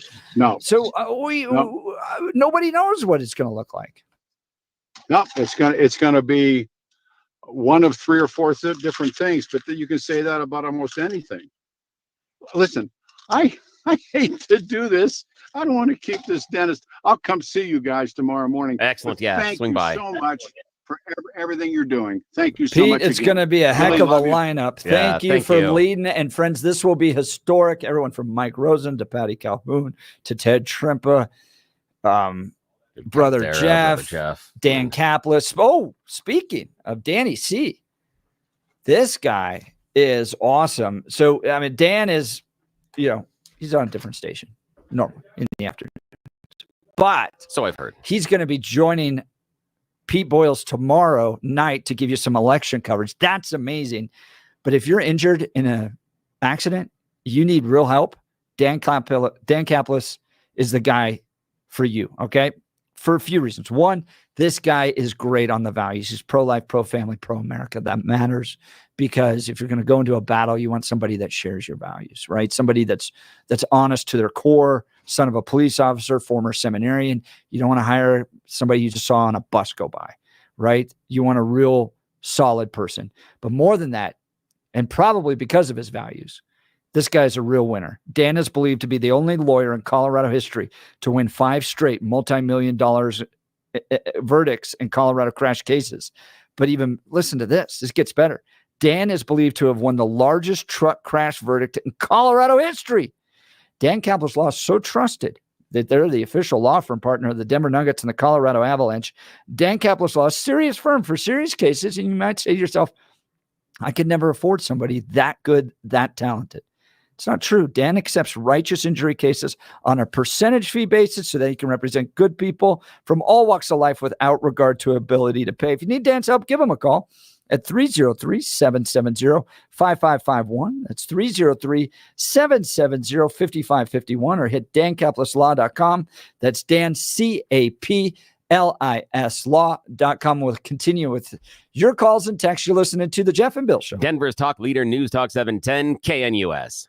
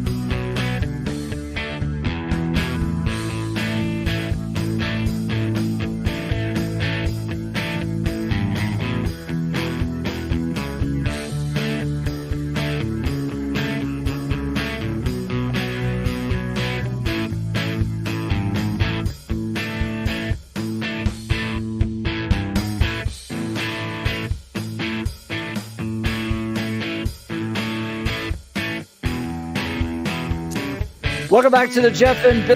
It's been an absolutely fantastic show. Are women selfish for supporting abortion is the primary issue? What about the border, government debt? That is such a great way to ask the question. That is such a great way to ask the question, my friend. Kudos to you on that one. That is a great emotionally loaded way to ask it. That is beautiful. Also, we debated hunting of mountain lions with Colonel Tom Poole. That was awesome. That was cool. That was unexpected. He came at it from a way I wasn't thinking. And I missed. You got into the scientific details. That was interesting because that's what sparked mine. But I think you had the stronger point actually, and I missed it. You had the much stronger point that if we are worried about the mountain lions and making sure they can take down the elk and deer that have the chronic wasting disease, then why prohibit mountain lion hunting in perpetuity? We could easily have Colorado Parks and Wildlife restrict the number of have tags. A dial, yeah, right? Yep, exactly. But you take away the dial. Yeah, so we lower the number of licenses for mountain lion hunting right now, and then once chronic wasting disease has been controlled more, or at least we reach the goals that the colonel wanted, then we dial it back up. The idea of having to change the law. Or those wealthy people in Beaver Creek having to deal with mountain lions in their backyards. Yeah, maybe we need to bring it up a little bit. Yeah, maybe. And also those ladies down at Elway's at happy hour. But those are cougars, not mountain lions. And we never want to get rid of that Never. Cougar. Those cougars. Ban the hunting of them. What are those men going to do with the Elway happy hour? What are you going to do? And we're just going to do this again tomorrow. It's going to be more about the election. How'd you vote? How'd you feel what's going? We had absolutely jam-packed lines here, and we're just not able to get to all of them. So call back tomorrow. Apologize. Make the arguments. This is Super Bowl week for politics. We want to hear your positions. Look, if you're like me, living in Colorado means dealing with unpredictable weather like today, hail, snow, heavy winds. That's why you need a roofing company you can trust, and that's Colorado's Best Roofing. They're local, family-owned, and have served the Denver area for over 12 years. They understand our unique climate and how to build a roof that lasts. So whether you need a repair after a storm or a whole new roof, Colorado's Best Roofing has got you covered. I've got to spend time with Steve. This guy is awesome. He's all about quality. So give him a call, 303-797-7663, or visit roofingcolorado.com, 303-797-7663, roofingcolorado.com. Trust the best. Colorado's Best Roofing. Charlie Kirk's up next. You're listening to The Jeff and Bill Show. Ooh, tomorrow's election day. Can you feel it? Denver's talk leader, News Talk 710 KNUS. Enjoy your Monday.